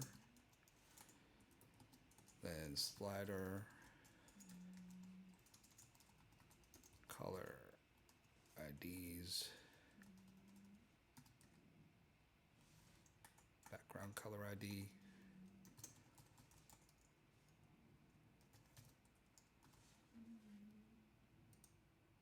Okay, let's try this.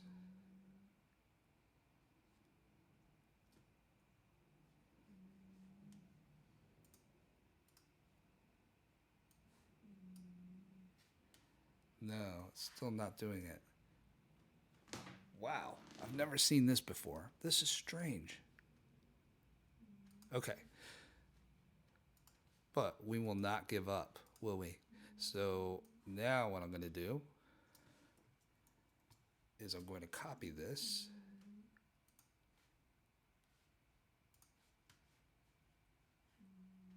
Going to get rid of this.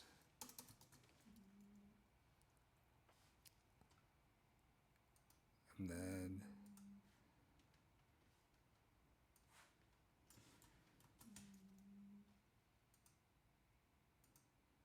I'm going to put all of this here.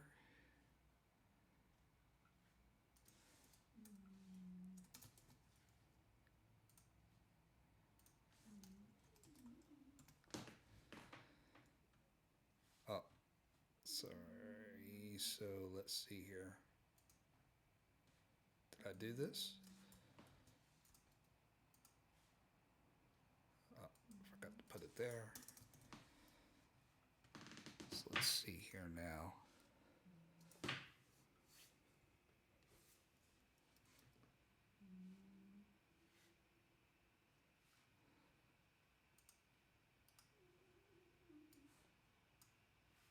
Okay, interesting. They're showing up now.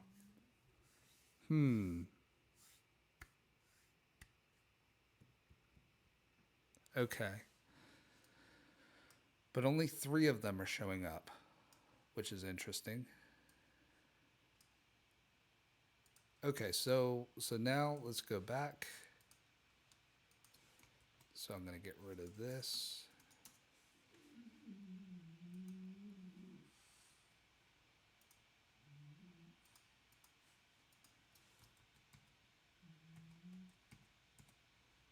Okay. And what I'm going to do is I'm going to make this, the ADSR component, the size of the window. So let's do this. So 0.0, 0.0, get width, get height. So now we'll be able to round it down and see if it's a problem with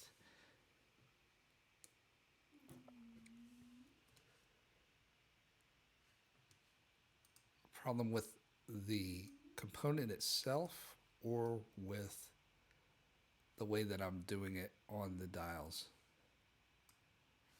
Okay, so these aren't showing.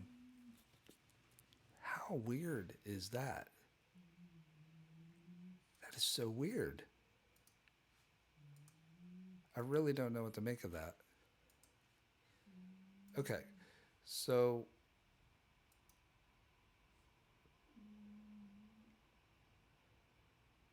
we have a size. This is just really strange. Just so strange.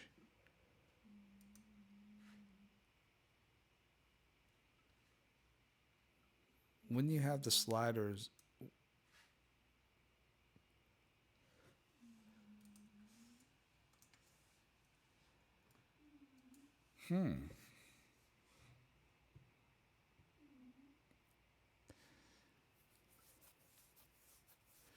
yeah, I could try set bounds. I'll try that. Just strange. Wow. Okay, so let's just try to get 1 on there.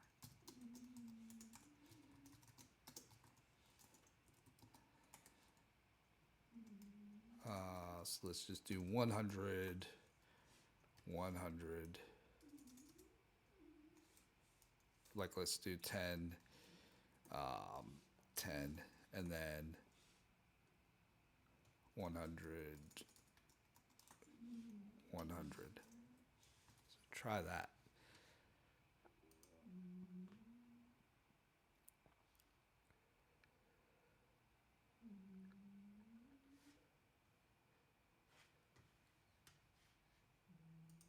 Oh, to try the yeah. All right, I could try that. Okay, well, this is interesting. So it looks like it, huh? So when I use set bounds, it drew it fine. Okay, so now, so it seems to be something with set bounds relative.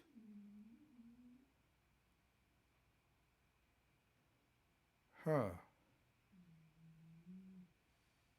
Y position is 0.1. Dial size is 0.8. Okay, so let me just try this. Let's go back to set bounds relative. I'm just going to try setting all the numbers.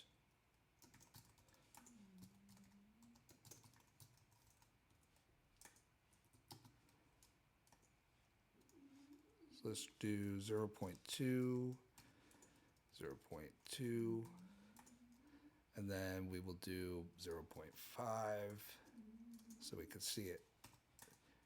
0.5.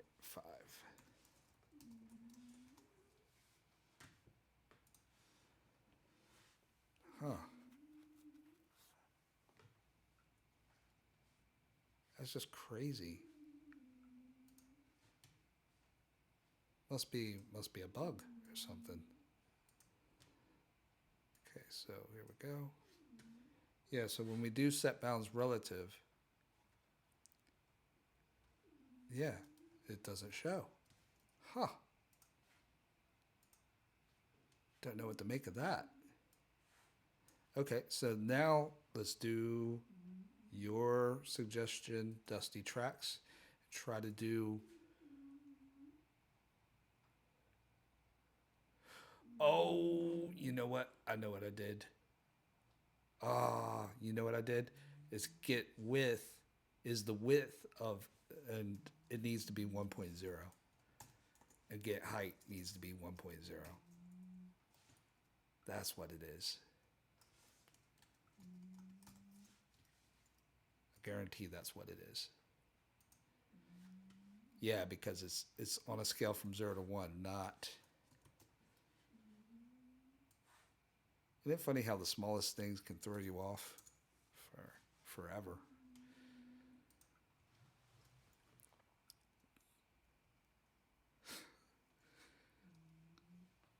Yeah, because it's going from 0 to 1, not get width and get height. That's what you would do if it was. Yes. So now we're kind of there. Looks kind of. So now we need to figure out what's happening with these positions. So first thing that we're going to do is we are going to adjust the size of this back to what we were thinking before, which was, where are we, resized. So now we wanted this to be 0. 0. So this will be 1.0, and then this will be 0. Wait, what am I doing here? So this needs to be, so we're starting 0 on the x-axis. We're starting 80% of the way down. Then we're going all the way across the screen, and then this will be 0.2. Okay, so let's see what we're looking at now.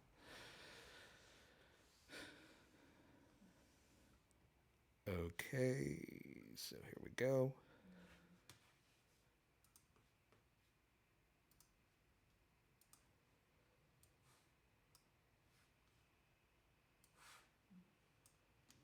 Okay, so this is not ideal for what we want.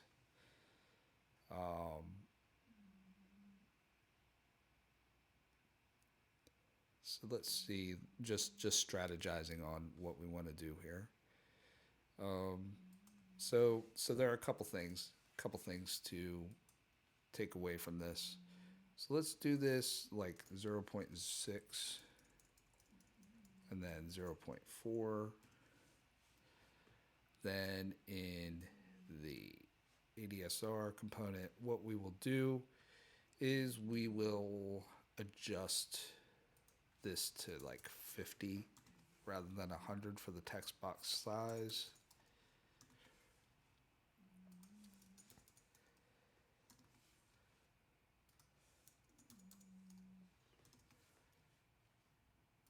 Get rid of this. And then we will we'll set this to like, I don't know.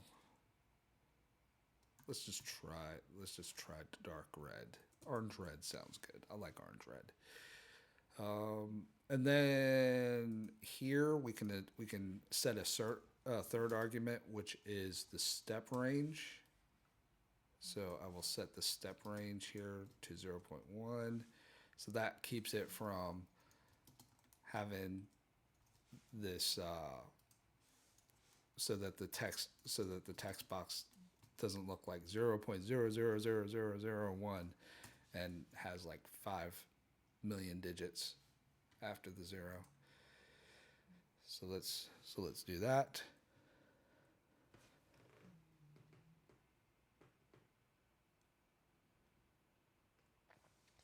Okay, so now we will go here, and now we will go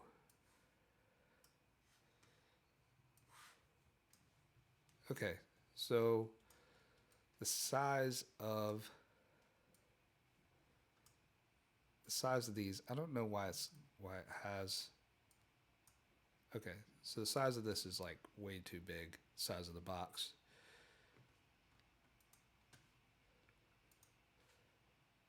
Should I get rid of the box? No text box. That will get rid of some of our problems here. Actually, no, I'll keep the text box. So we'll make this like 10 and like 25.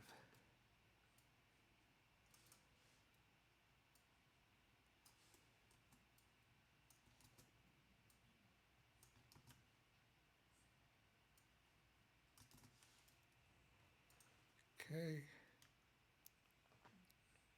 Oh, build failed. What happened? Why we failed? So we want text box below here. So here we go. We will get there. We will. I promise. How long have we been doing this live stream for here? Gotta be a couple hours. So it needs to be a little bit bigger. So weird. These need to be vertical as well.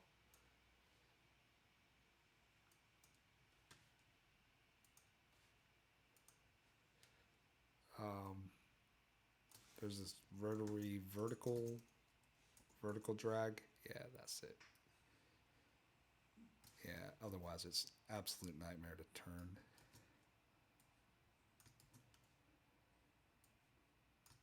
Okay, now we will.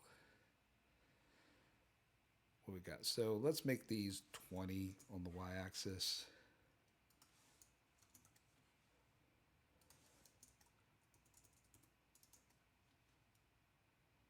25. I feel like they should be 35.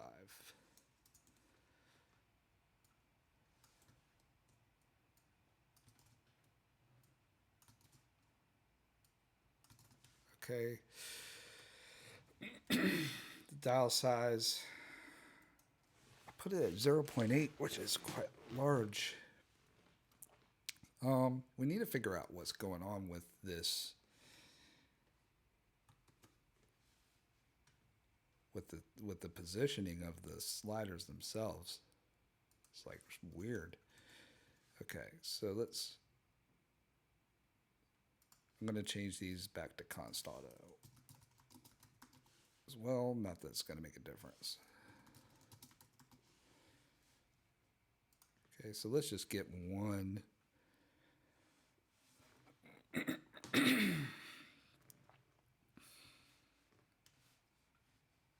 Okay, so here we go. Okay, so I have told this to be at 0. Let's see here. So I said that I wanted this to be at 0, 0, essentially. So why is it in the middle of the screen? Interesting question. Well, dial size is 0.8. Okay, so I'm making it, so this should be like 0.25. I'm making it way too big. That's what the problem is. It's making it huge, but because the component is so much smaller, it's actually just putting it down to the bottom. You know, I'm actually making every dial like 80% of the actual component size. That doesn't sound right. So now we're smaller. I promise you that I'll get this right at some point. So this is 0. So let's think. So we want this to be 0.25, right? The Y position.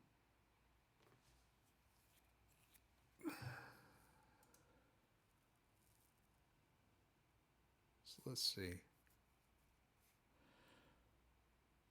This is a tough one because we want the dial to be. We want the Y size of the dial. So it's kind of a funny one because I'm thinking of the dial in terms of just the dial itself, which I would want to be square. You know, because you want the dial just to be square. But in actuality, the dial actually includes the text box below it as well, doesn't it? So I actually want this to be like kind of big, don't I?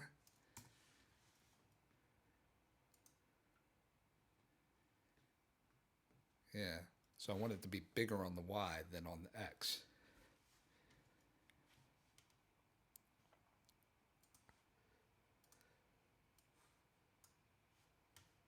So this is starting to get a little bit more towards what I want, even though it's still over here on this weird.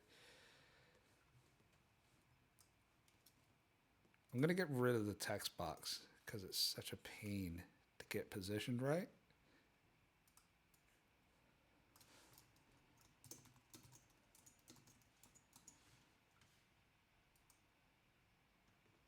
See if I can just get it just to position properly.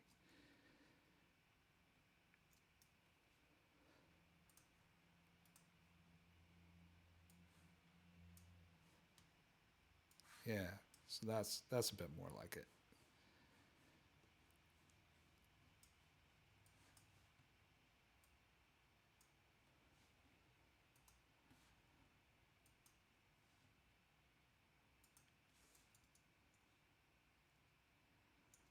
I find these dials when they have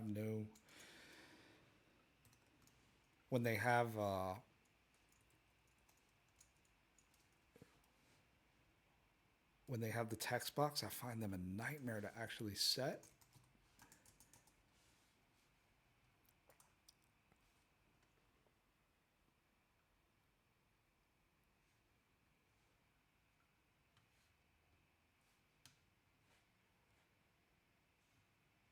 let's see.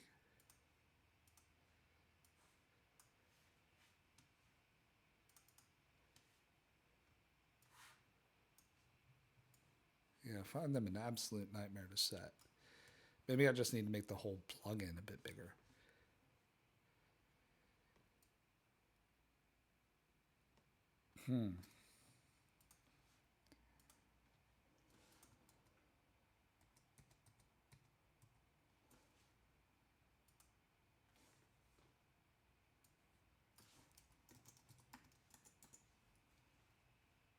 Okay.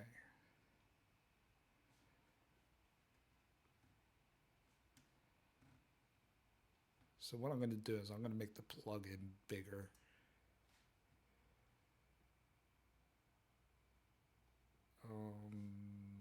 Here we go. So over here, I'm going to do this. So on the Y, I'm only 200. I'm going to go 400. And then here and resize. Let's see. So we'll go 0.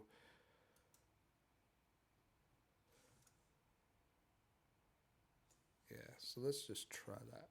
And then here,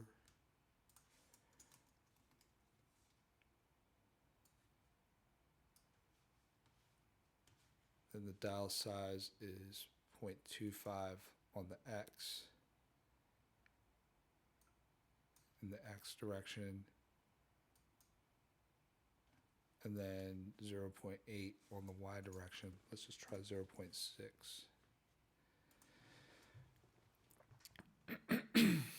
Not sure if it's trying to scale it back down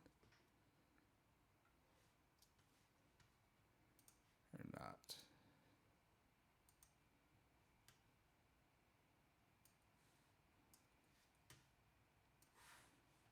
Okay, so that's a little bit more along the lines of what I'm trying to achieve here. So it gives this margin, even though I want it like a little bit tighter, still gives like a margin there. I'm gonna try to cut off a little bit here underneath of it. So let's see. So let's go back to the editor. Then once I have one in place, then I'll try to do the others.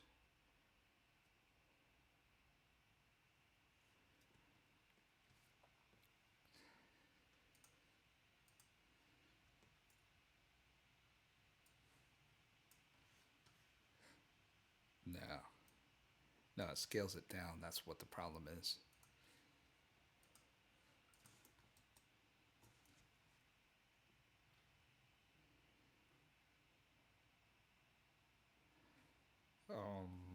So let's see here.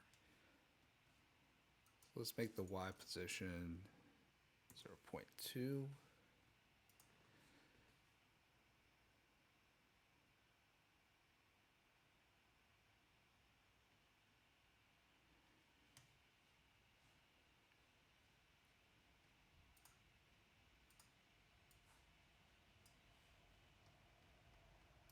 That's a little bit more reasonable.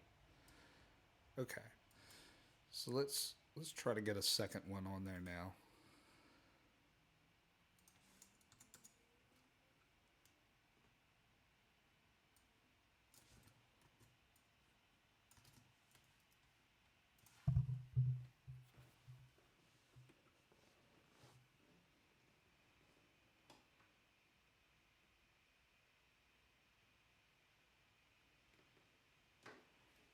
Okay, so let's go.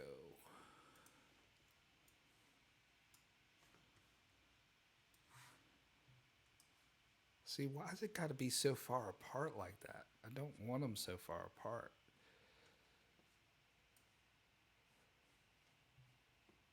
Yeah. I guess it's all right.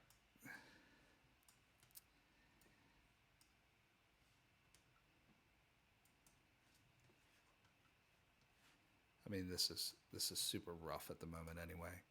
So let's do this.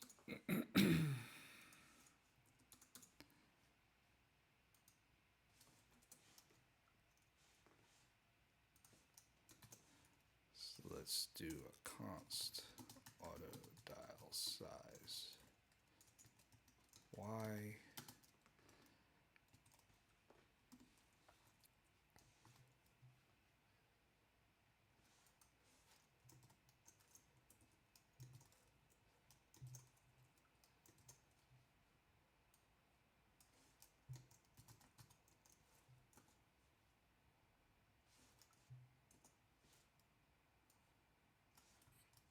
Okay.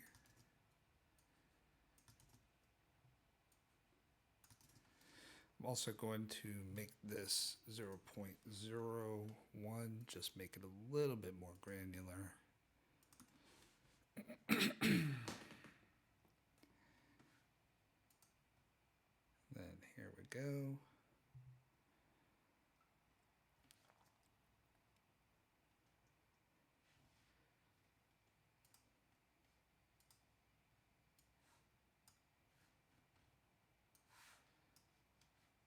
Cool, so that's fine. And then let's just set defaults for these.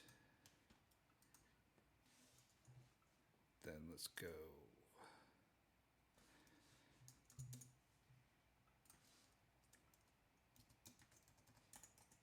set value. So normally if I was doing this kind of seriously, I'd probably use the audio processor value tree state to actually set up the listening for this, but that's going to take absolutely forever. So I'm going to keep it simple. And I'm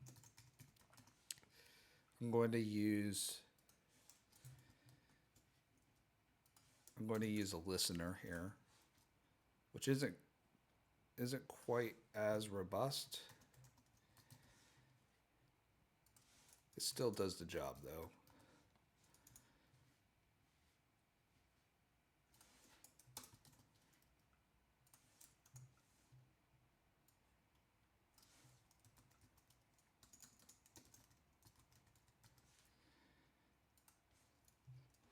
So we'll do like this. Okay. So that's weird. Weird spacing. Public.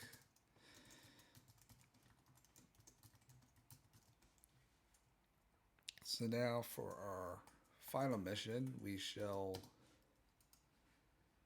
do a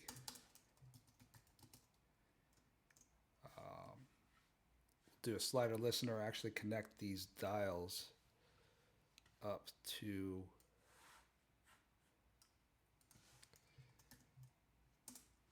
the actual ADSR object, and hopefully we won't get any hangups. So where are we? So I need slider listener class.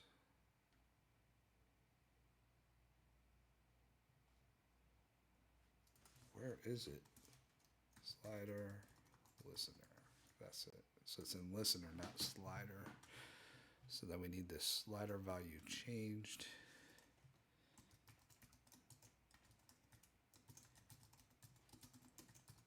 Then this takes a pointer.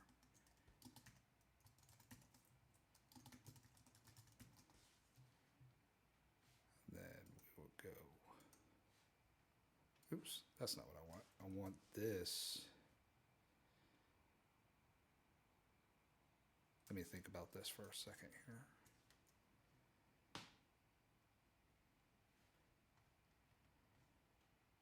So I would need a reference to the processor if I wanted. Going to make the main component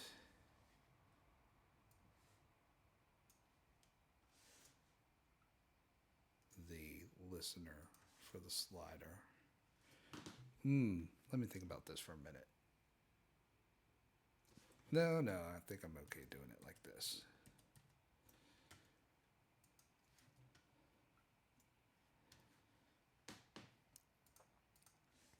So we got void ADSR component slider value changed.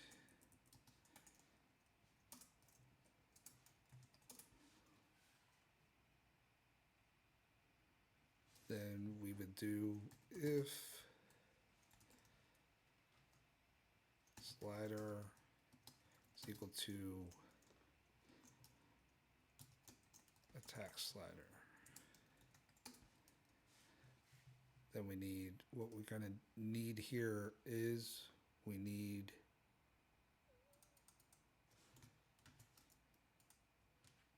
the processor. We're going to need to access the processor. Hopefully we won't get any weird issues here. So let's see. So I'm gonna just test this out just to make sure it compiles actually first. Let's see, build failed. Ah, that's right. It has to explicitly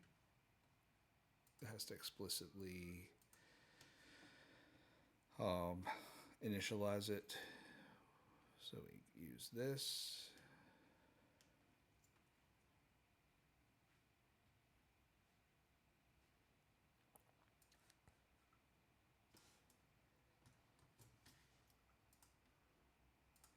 So now we need to change our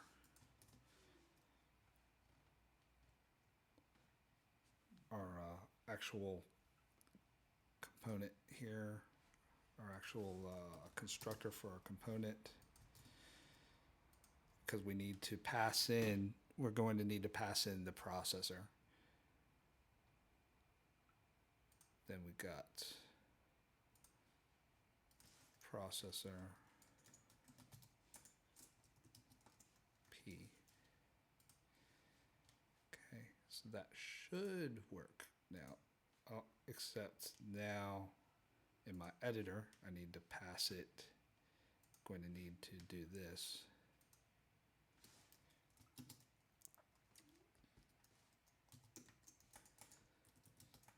Need to pass it the processor now.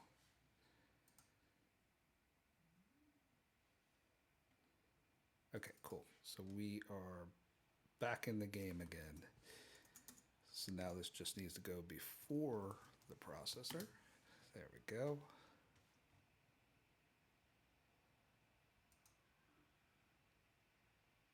Make sure that error, there we go. So that goes away now.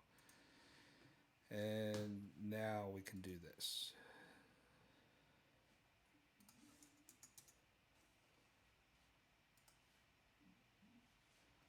So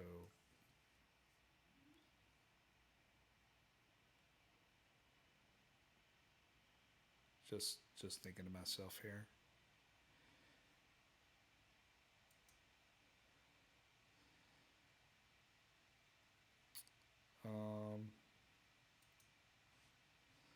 Just thinking if it should access the processor or if it should access the sampler, because I don't need the processor, I just need the sampler. So sorry about this.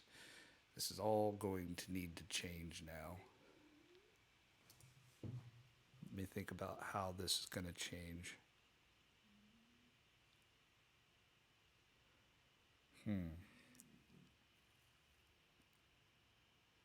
Because what we need to do is we need to get the ADSR.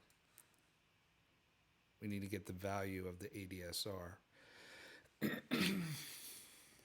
So the question is, does that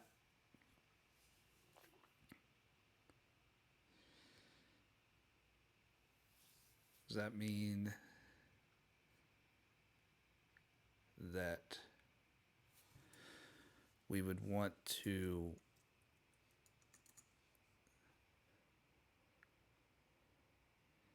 so the ADSR is in the sampler class. Now the question is, we have this ADSR component. Now should the ADSR component access the ADSR in the sampler, or should I use the processor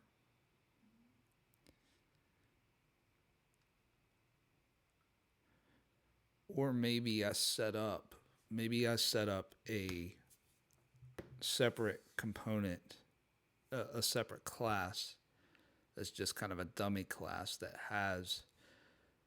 just has the parameters in them, and then I use that to access.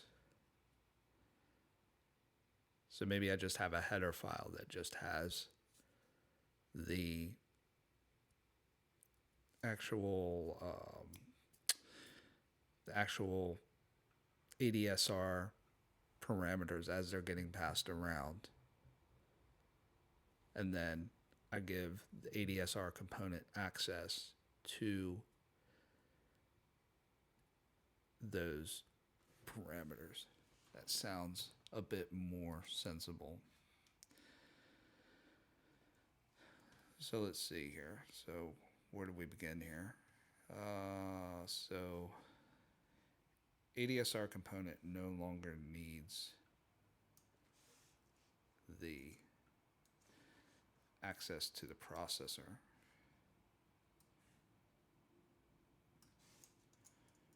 So we get rid of all of this business. So we get rid of the processor. Now we go back up here.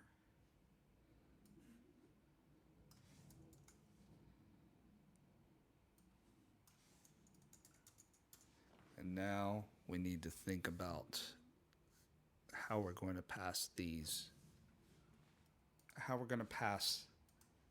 ADSR attack and so on to the ADSR component.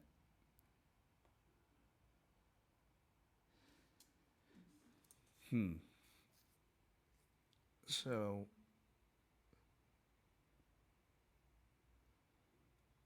we need to be able to set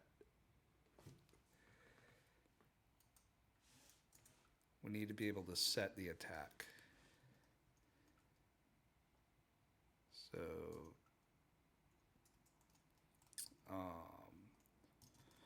So we could do void set ADSR attack. This will take a float.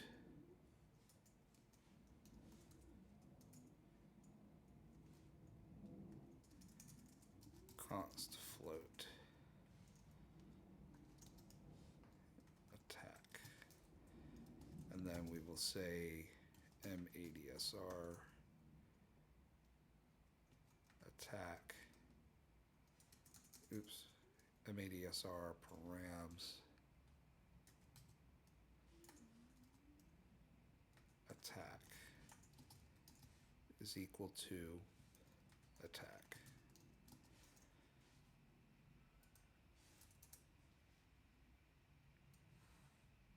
Then we just do this for decay, sustain, and release.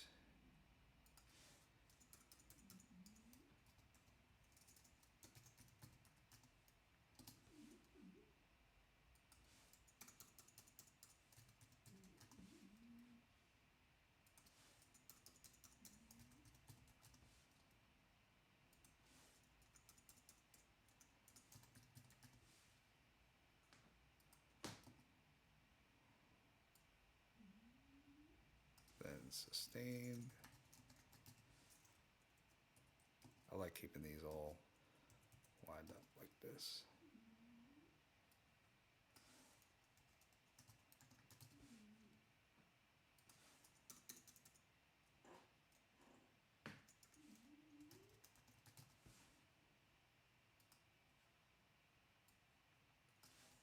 Release. Okay. Dusty Tracks thinks that a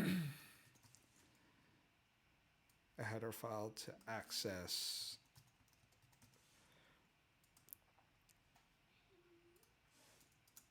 where we can set access for this is the sensible solution. So that sounds right. So now we got methods where we are, oh, so this needs to be sustained. It's going to mess up my formatting here. Here we go. So there we go. Okay, so now we need to have that. So why can't I just do a reference to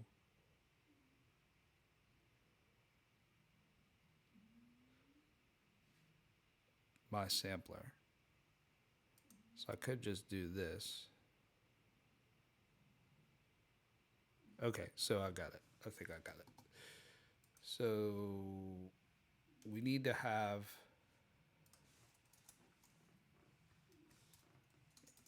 include to my sampler.h. Now what we need to do is we need to pass in a reference to the sampler. So we need to do a my sampler. Then what we'll do is we will create a reference. Oh, not a pointer, a reference.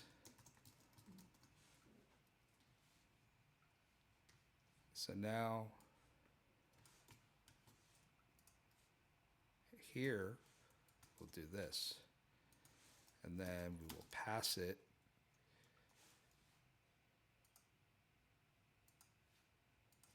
sampler sampler. Okay.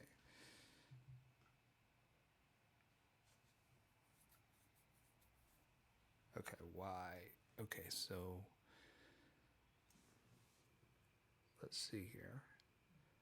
Member initializer sampler does not name its non-static data member or base class.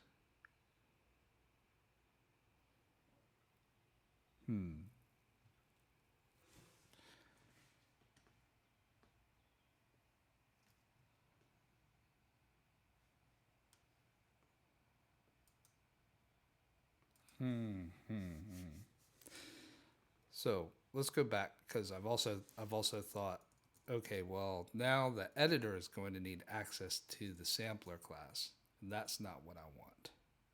Didn't want that. So I'm going to go back on my proposed solution here.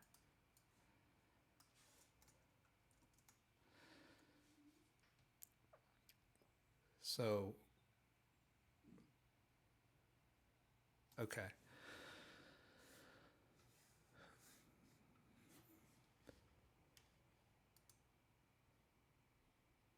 So now we want to set the attack of the ADSR.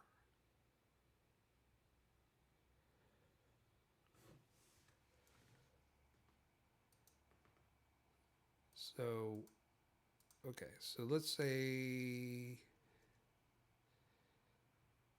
we go back up here to our process block.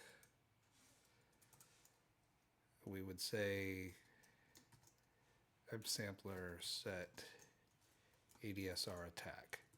Now in here, I need to have ADSR slider get value. Right? I don't know if that's thread safe or not, but that's essentially what I need.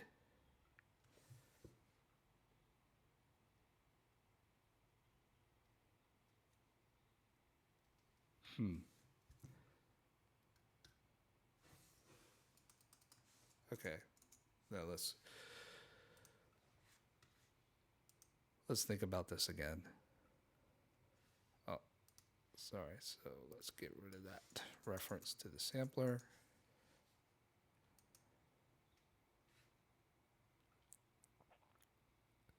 Okay. What if we just do a float that just carries the that will just hold the value of the attack, right? So we could just say float attack equals, and then we'll just do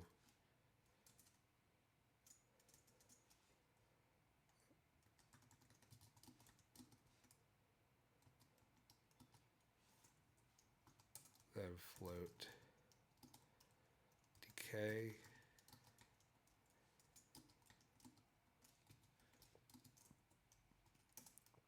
float sustain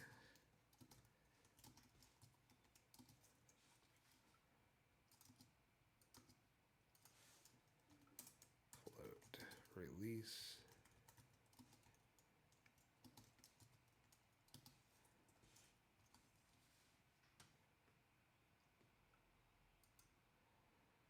and then in the editor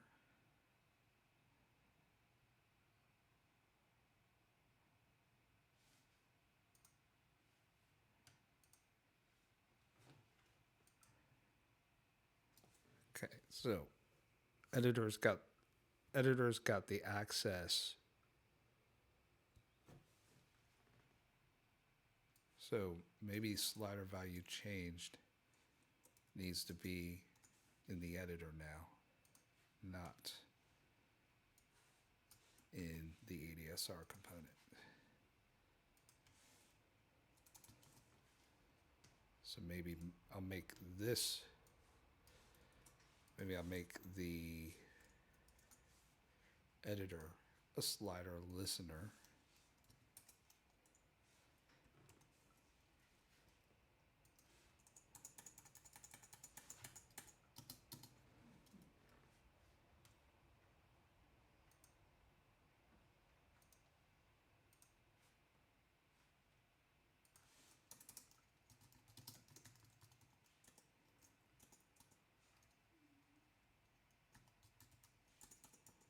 Okay, here we go.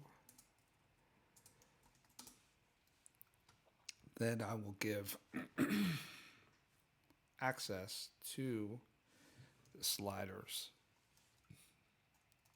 So slider get attack slider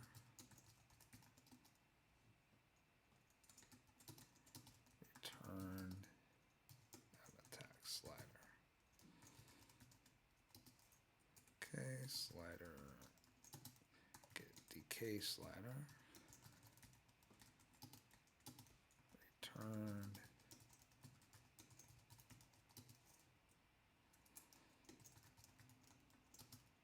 get sustain slider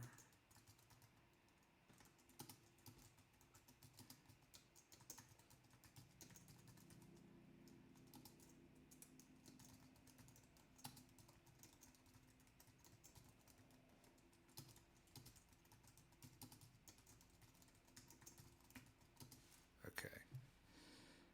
Now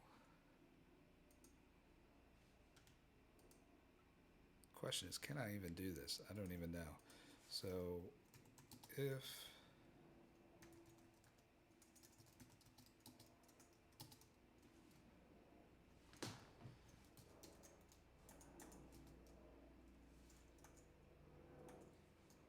get attack slider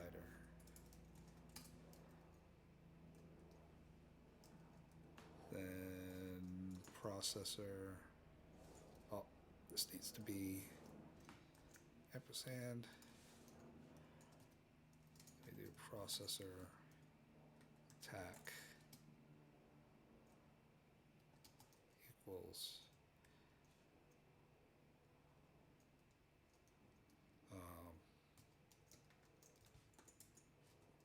get attack slider get value.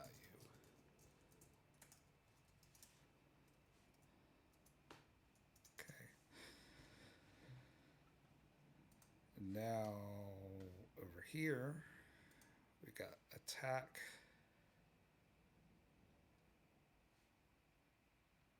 So we got, could I just do this?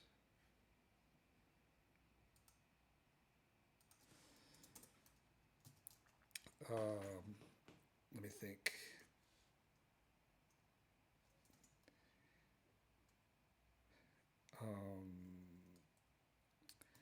Sampler, get ADSR params, attack equals attack.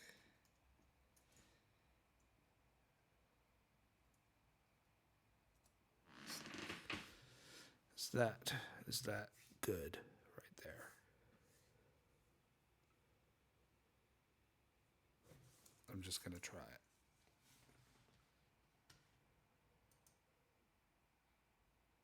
See what happens. Okay, succeeded. Okay.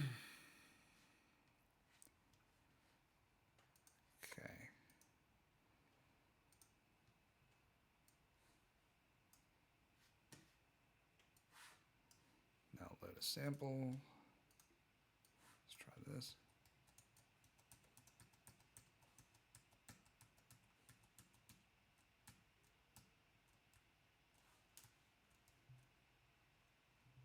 Doesn't seem to be making any changes. Oh, is it because I need to call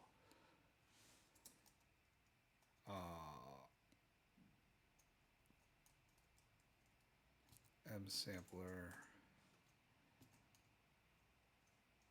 get ADSR,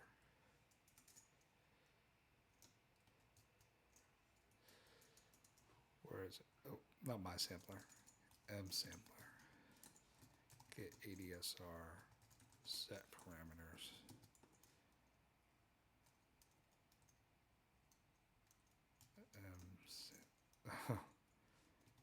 Get ADSR params. So I think I need to reset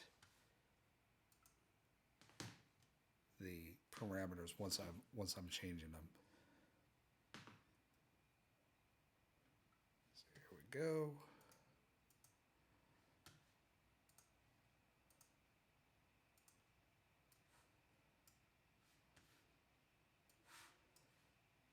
Got a sample here.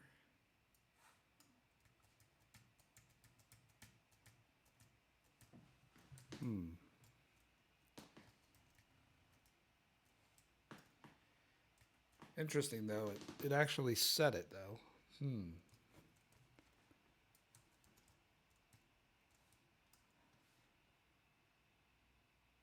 Okay, so now let's do this. Attack. Gotta see if it's actually setting the attack.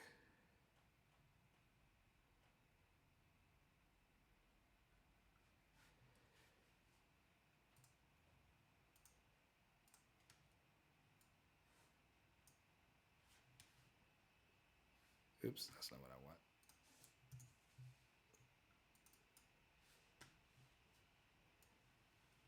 Okay, so it's not setting the attack. Okay, so now we need to go back here to the editor.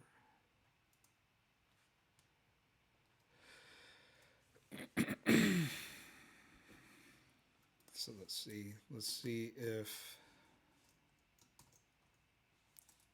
so it wouldn't, okay, so, yeah, I'm gonna have to look at this further, because what's happening is that it's getting the slider, but it's not detecting, because the slider listener isn't actually in the, needs to be actually in the ADSR component class. So maybe I just, okay, so let's go back. I'm not gonna give up on this until it's actually,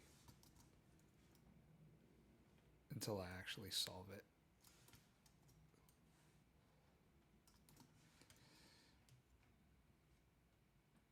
So this needs to be the slider listener.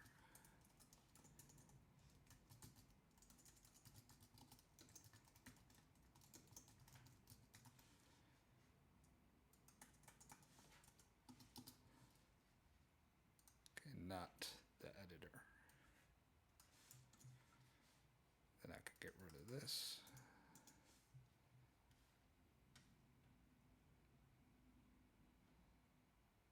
Okay, maybe I just need to go back to my original idea, which was just to have like a header file that actually just had a reference to the processor. Let's see. So let's do this. So let's exit out of here.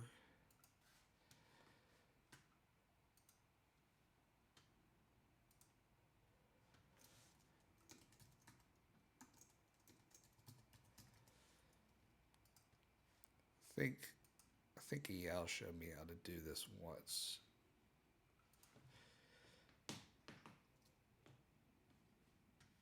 So let's see here. If I have, so this doesn't need access to the processor anymore. So let's have a think about what to do here. So this needs to have access to the processor. So I need to do include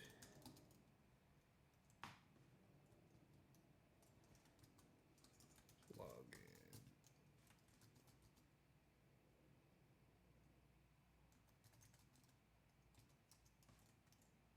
Oops. Needs to be quotes. So now let's think here.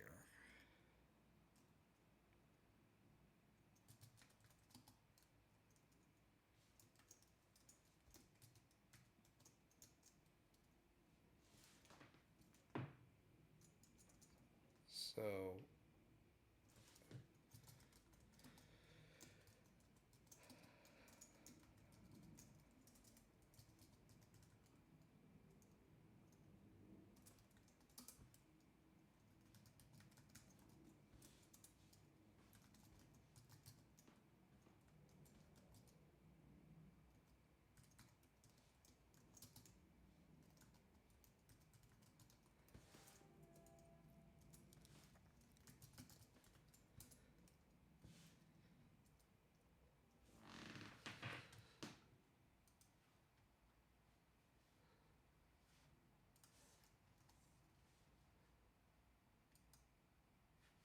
let's see. I'm gonna have some errors. Something's not quite working right.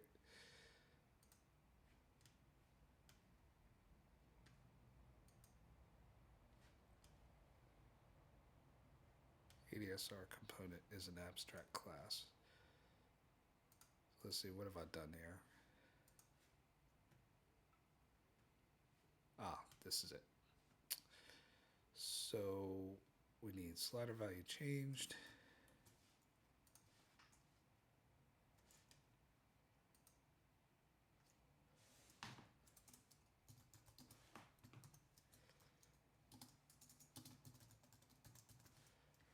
Okay, now let's see if we're working.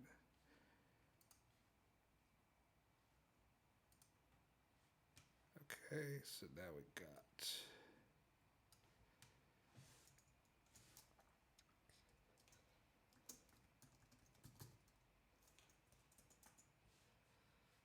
okay, so then we're just trying to pass this around here. So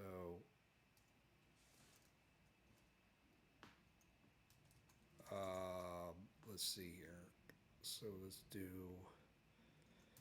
float get attack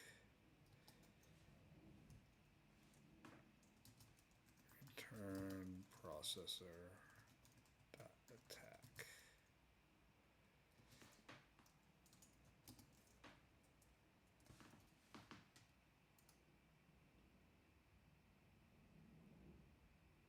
Okay, so now I'm going to do ADSR access.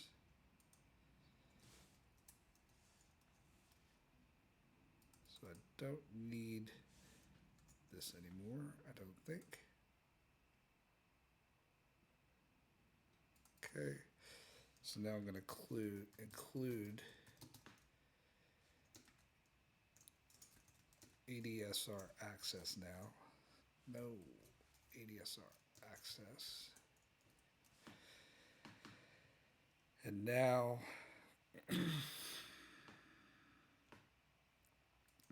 question is, does this need to be pardon me?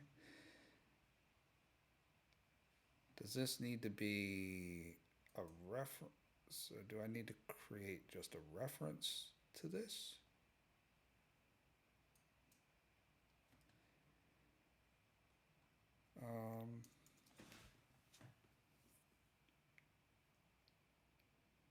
I think this just needs to be a reference.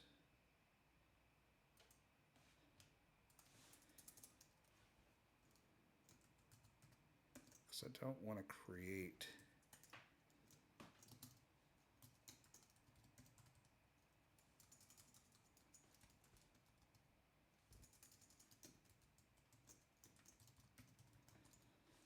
okay. So let's see here. So let's try MADSR. Get. So let me just change this to get attack rather than get ADSR attack.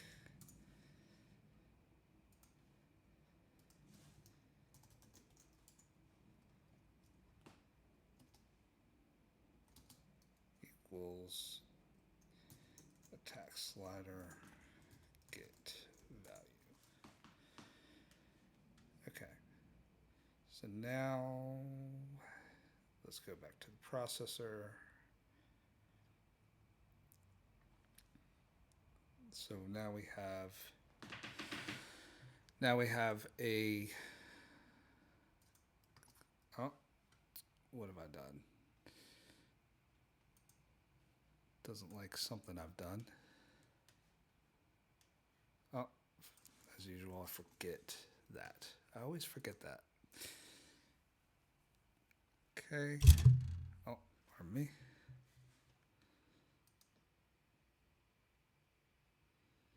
To initialize its non-modifiable members. Okay, so this.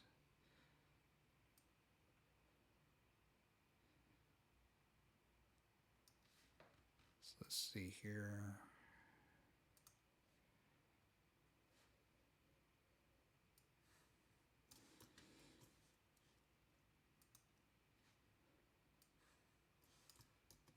Okay, and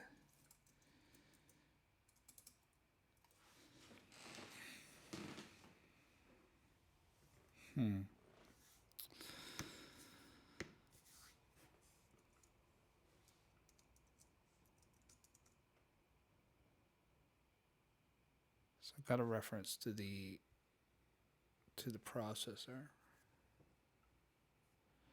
It's not declare any constructor to initialize its non-modifiable members.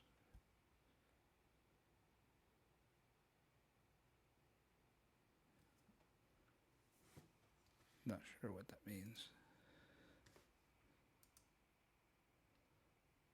Let's just go through the errors here and see what we need to.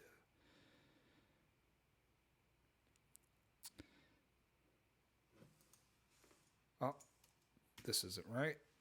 This needs to be set attack.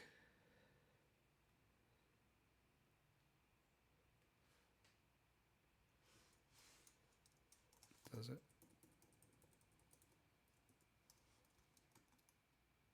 So this should actually be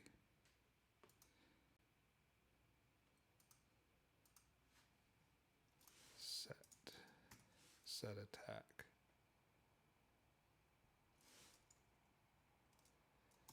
this get attack. So I'm returning the processor.attack.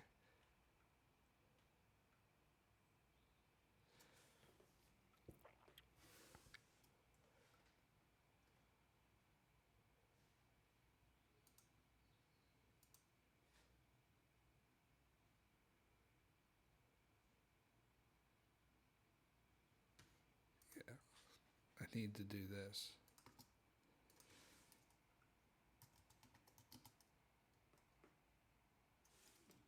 What am I doing? This needs to be set attack. This is what happens when you've been coding for too many hours in a row. So it needs to be float attack. And then processor.attack is equal to attack. Then here, this needs to be set attack. Then in here, we have this.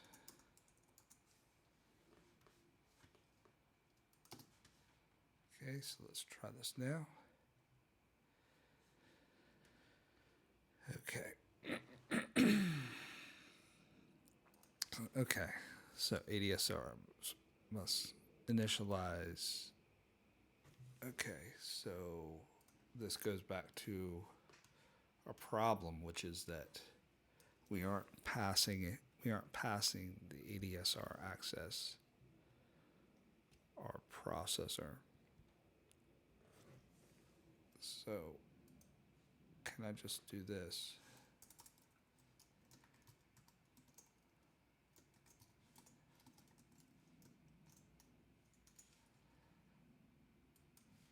So I'm just going to copy what I have in the editor here.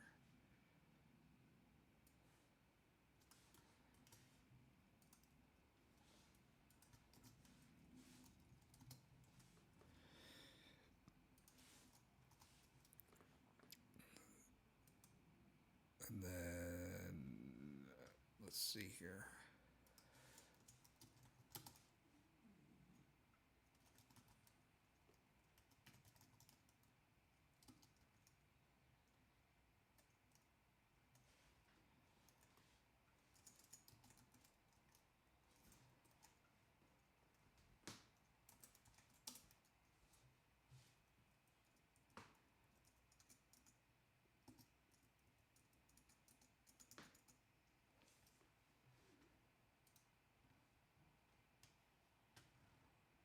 Then I need to give ADSR access, the ADSR access class.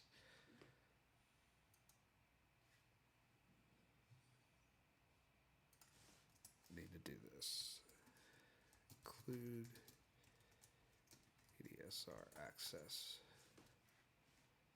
And then I need to create an object of ADSR, an object of ADSR class.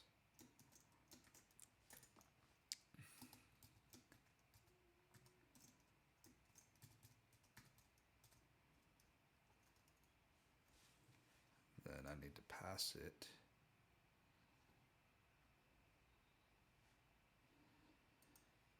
oh, I felt like this is all wrong.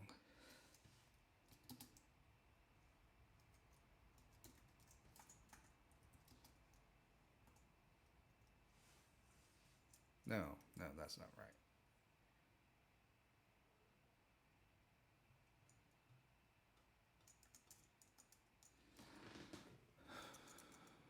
That's not right.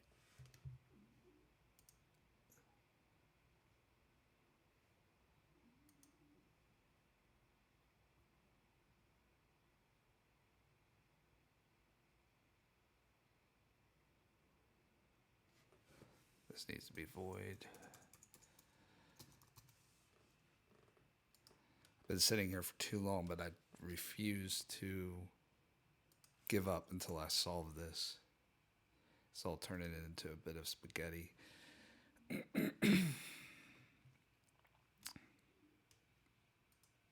So this doesn't need this.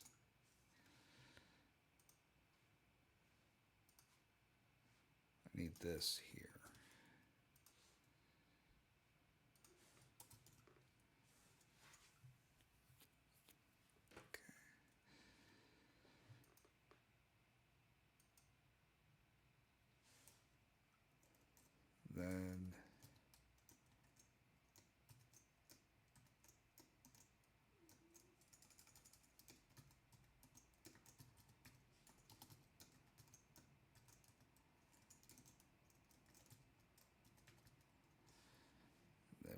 this.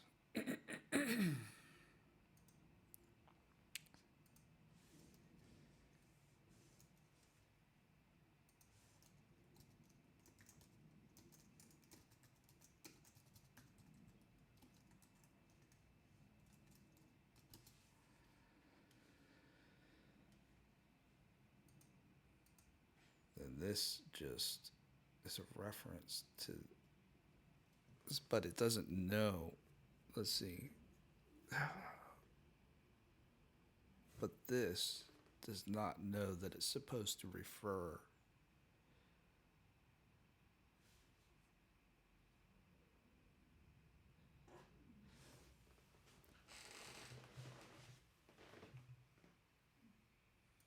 Okay.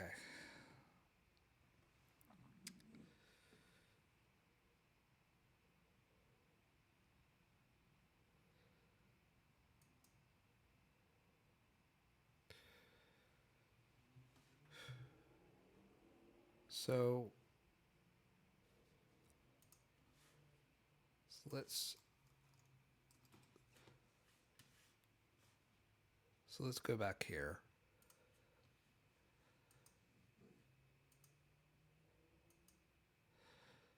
So far we're all right. Or are we? Okay. So what we need is we need a mutual place where the ADSR can pass on its data from the slider to the attack that's in the processor. Okay. And we have that. So we have half of that. In that we have this ADSR class where we're passing it in, where we're passing in the processor, which is giving us the access to the attack variable in ADSR. Now we need a place where we can pass on the actual slider value to this ADSR component.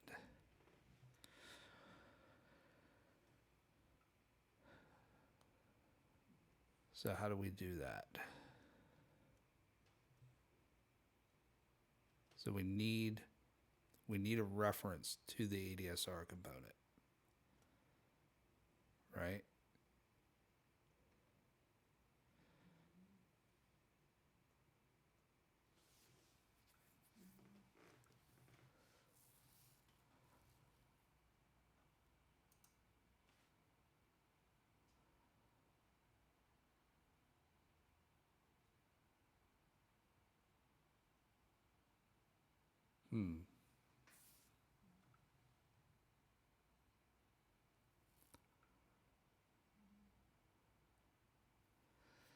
I feel like my architecture is all screwed up here.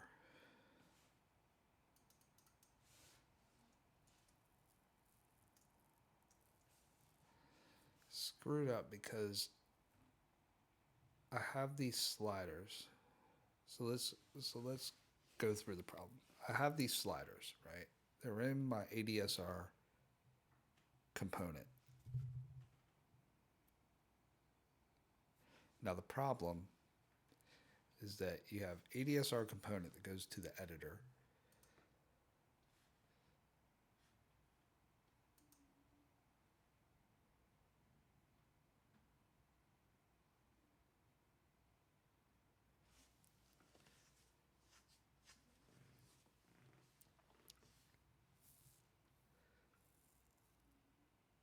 So now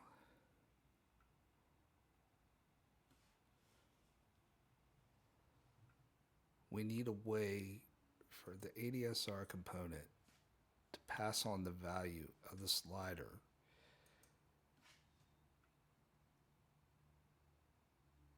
to the processor.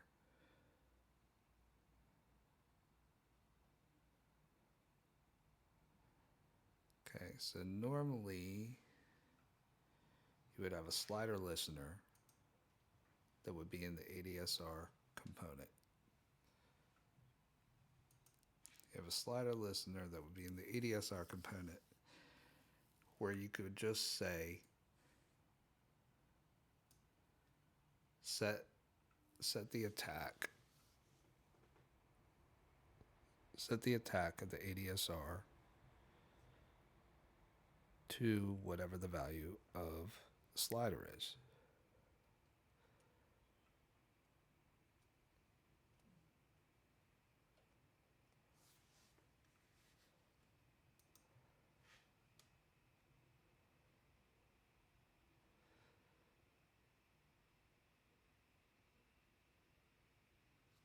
So why can't I just give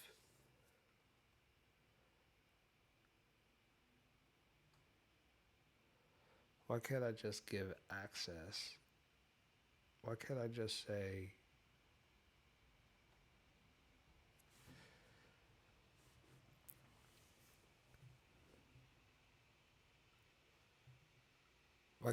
give access to the sampler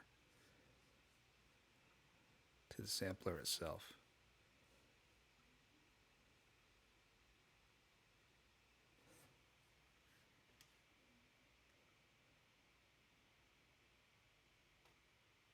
Because you have the sampler where you can set the attack. I've set up the methods there already.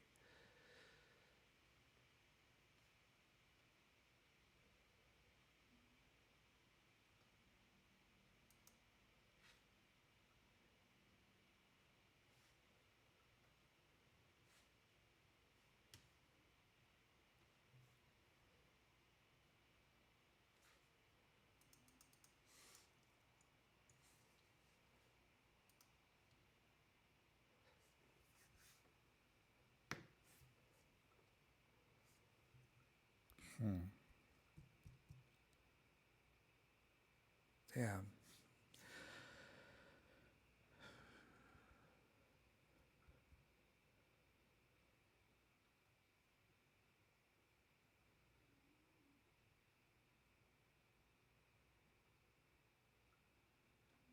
The listener is just going to change whenever a value is changed.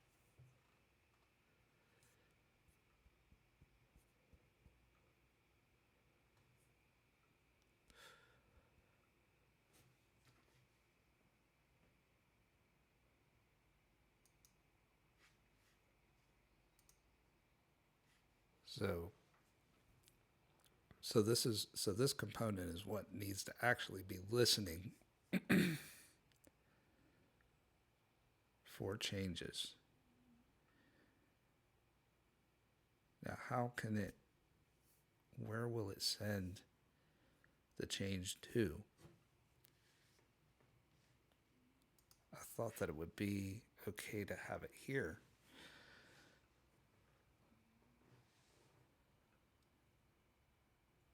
So we have the Adsr access.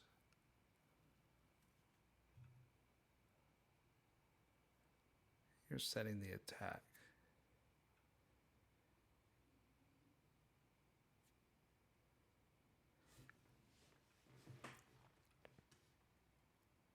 And then I created an Adsr.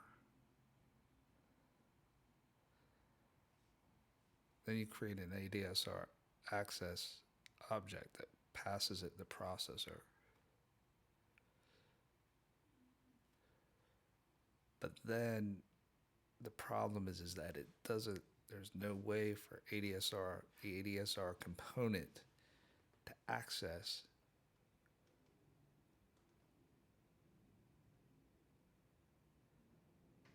the processor. So why? Okay.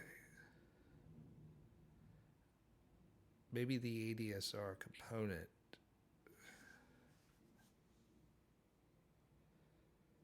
needs a reference to the process. What am I doing? Oh, this is so easy. What am I thinking? Adsr component just needs a reference to the processor. That's all it needs. It doesn't even need this. What am I doing? So this can go away. Okay, so now it just needs access to the same processor as the plugin editor. So what we do is we could just say this.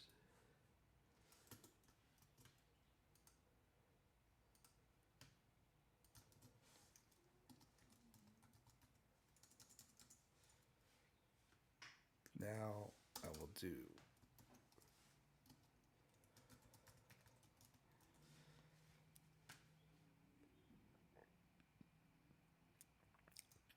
and then I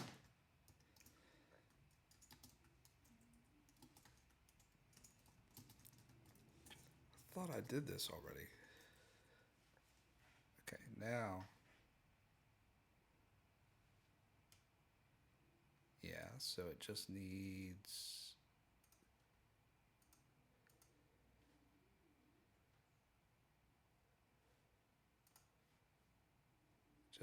this.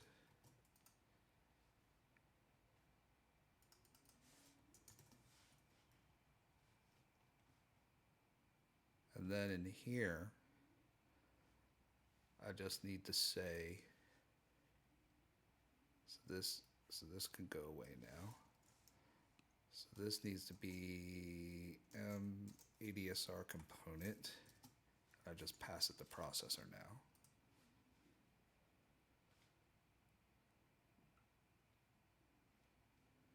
Okay, it doesn't like that. Okay, so I've put it there, I've fixed the constructor.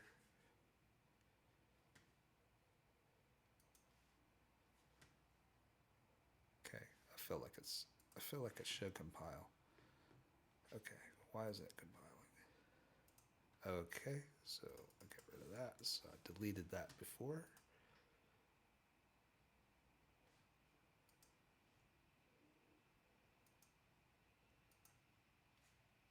Okay, that's gone now.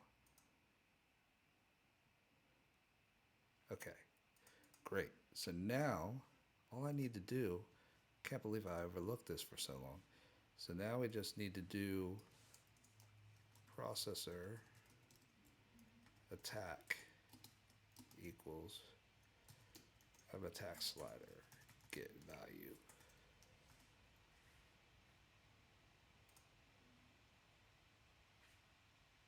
So that should work.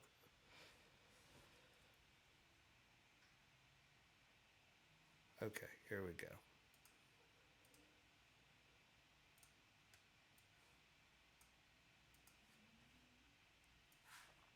Okay, so let's put in a sample. Okay, it's not working yet. Okay, that's all right. So I feel like we're getting close to a solution now.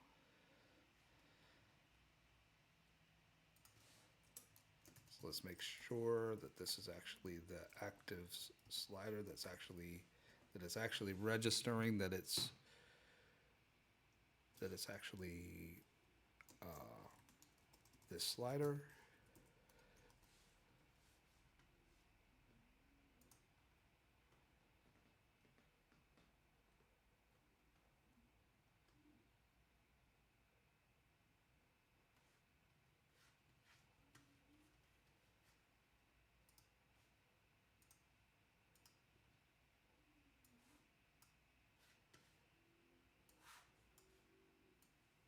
Okay, so it's not actually registering that it's not, I forgot to register it as a listener. That's it.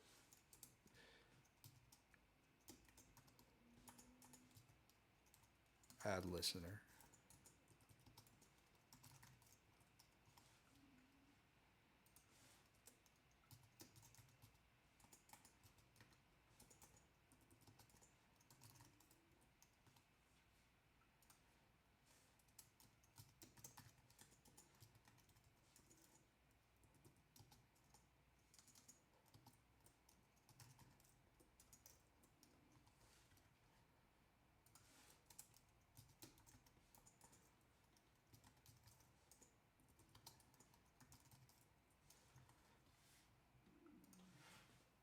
So we should be fine now. Oh, sorry. I need to scratch my head quickly. Okay. All right, here we go.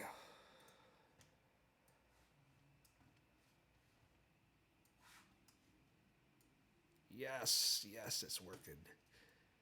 Finally.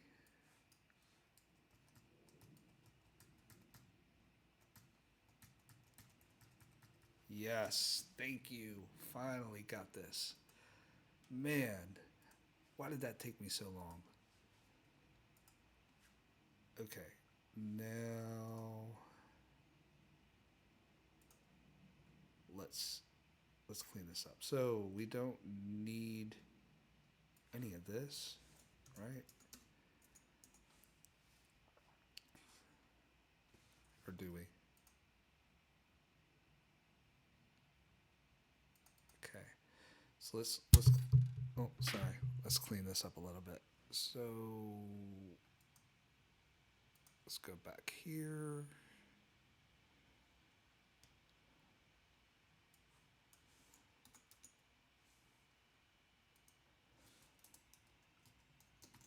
I mean, you could. This is what a value tree is good for. You could do like a value tree listener. This is just quick. This is just a quick implementation here.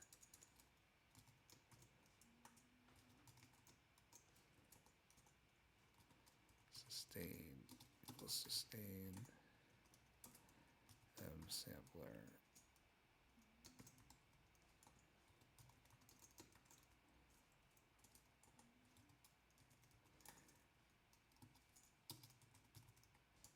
Yeah, see the thing is that every callback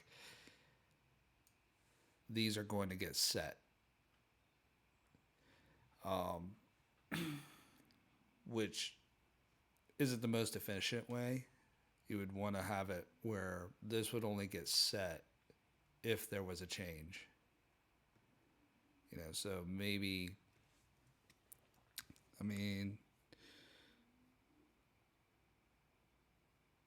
maybe I do, you know what? I can't take having this here. I'm gonna have to fix this. I'm gonna do this where I say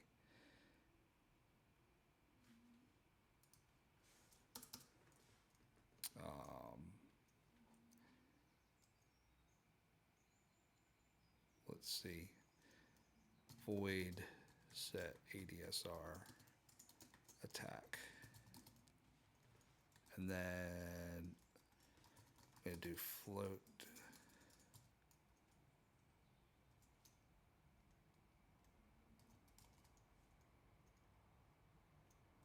Is this going to be const float? No, it doesn't need to be const.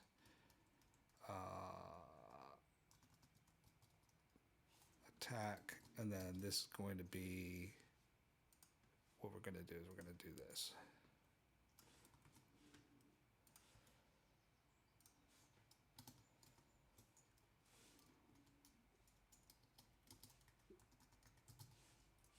Like that. That's how that's going to work. Get rid of all these. And then void set Adsr, so decay. So then this is better because it then only resets. It only resets if something changes.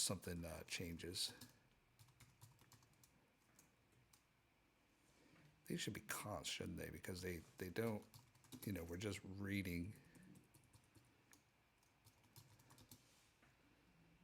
the value there. We aren't changing that value. And then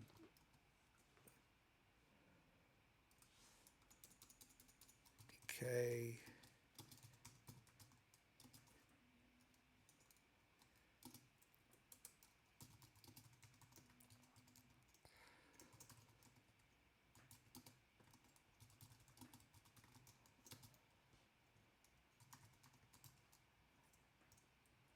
And then sustain.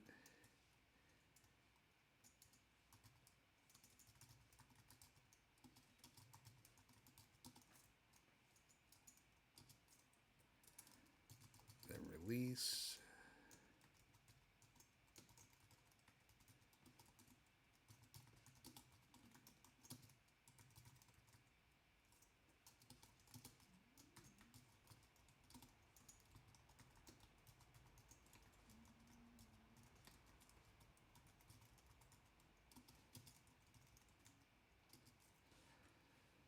Okay, so now let's just try that with one.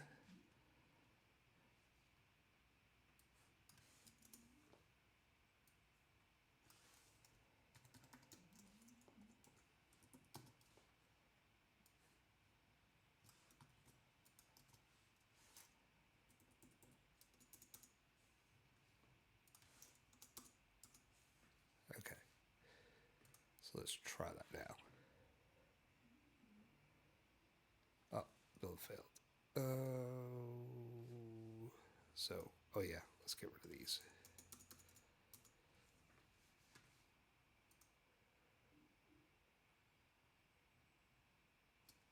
Okay, let's see if that works now. That's much cleaner. Then it will, then the parameters will only reset if there's a change. You don't have all this setting that's happening if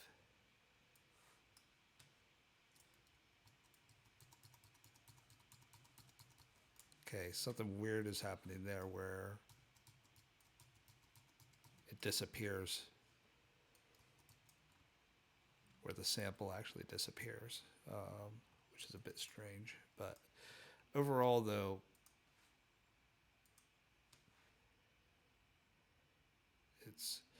that's something that's happening in the editor.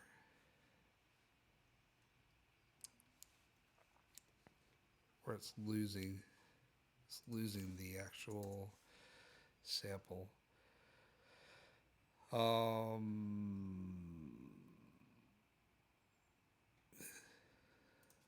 Okay, let me do all this.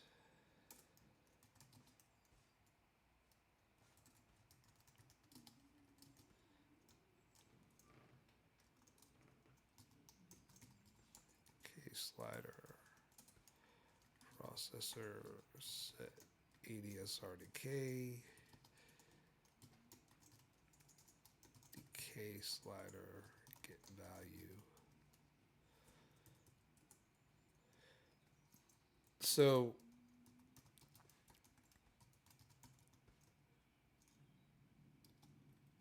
the better way to do this would probably be to do a value tree. Value trees take a long time to set up though. So I'm just going to do it with this listener for now.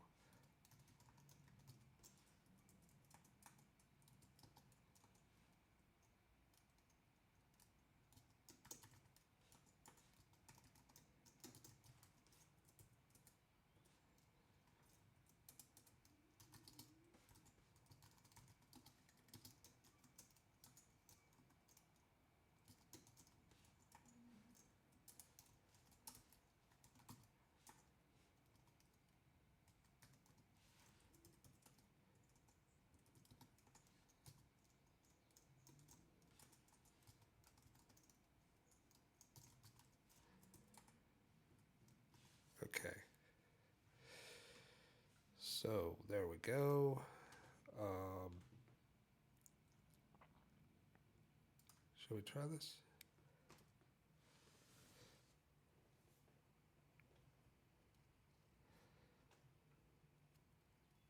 Yeah. So so there's a great point from Null Locality that where he says that the values should be atomic. I don't, let's see here.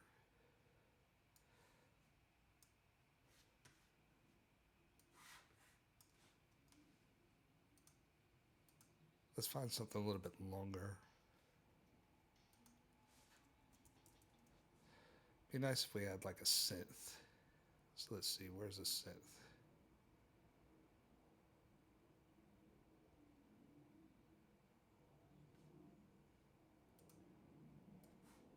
Let's try that.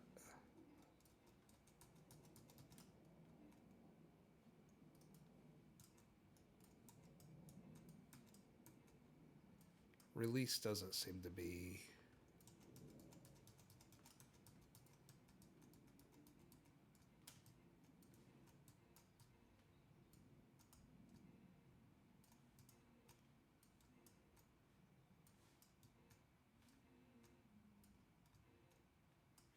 Yeah. Seems like I've broken it.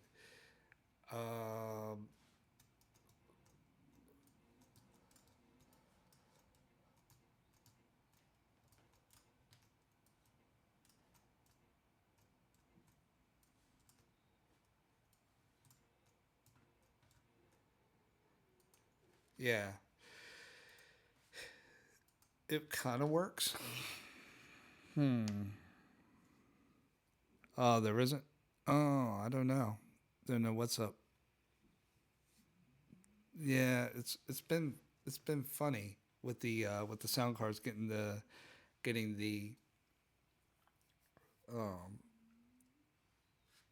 getting the sound card to actually play through the OBX properly. Should I try it again? I'm going to try it again really quick and see what happens. Where is it?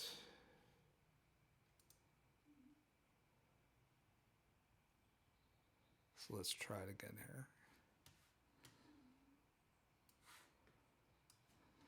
See if the audio actually comes through. One moment.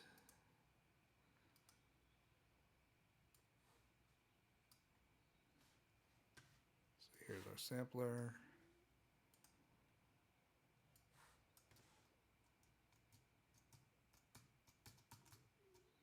Can you hear that now?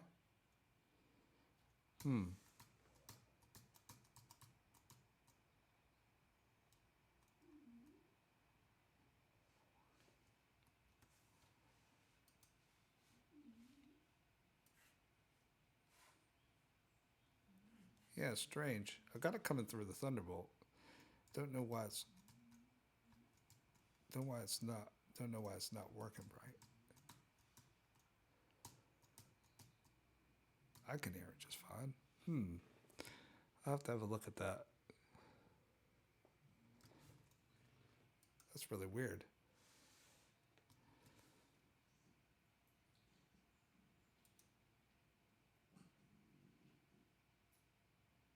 Yeah, maybe something for me to look at for the future ones. Strange. I need to work out the kinks anyway in it. Yeah, so that's the basics. That's the basics of it there. I mean, I need to probably have a look at this. This is actually probably two or three separate tutorials here.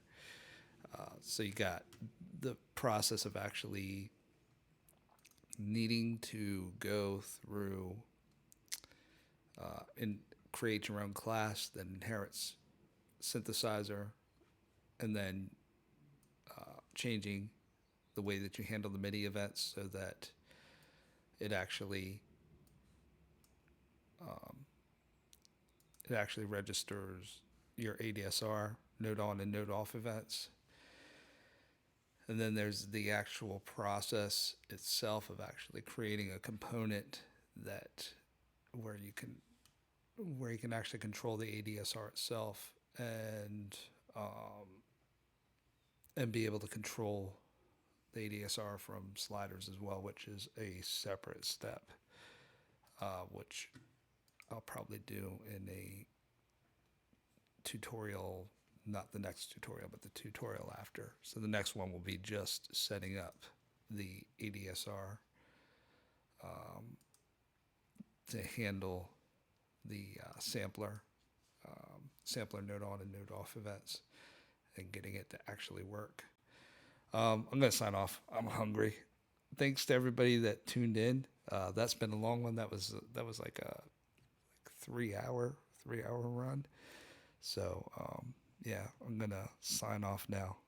Hope you enjoyed it and learned some things. I know I did. I'll see y'all next time.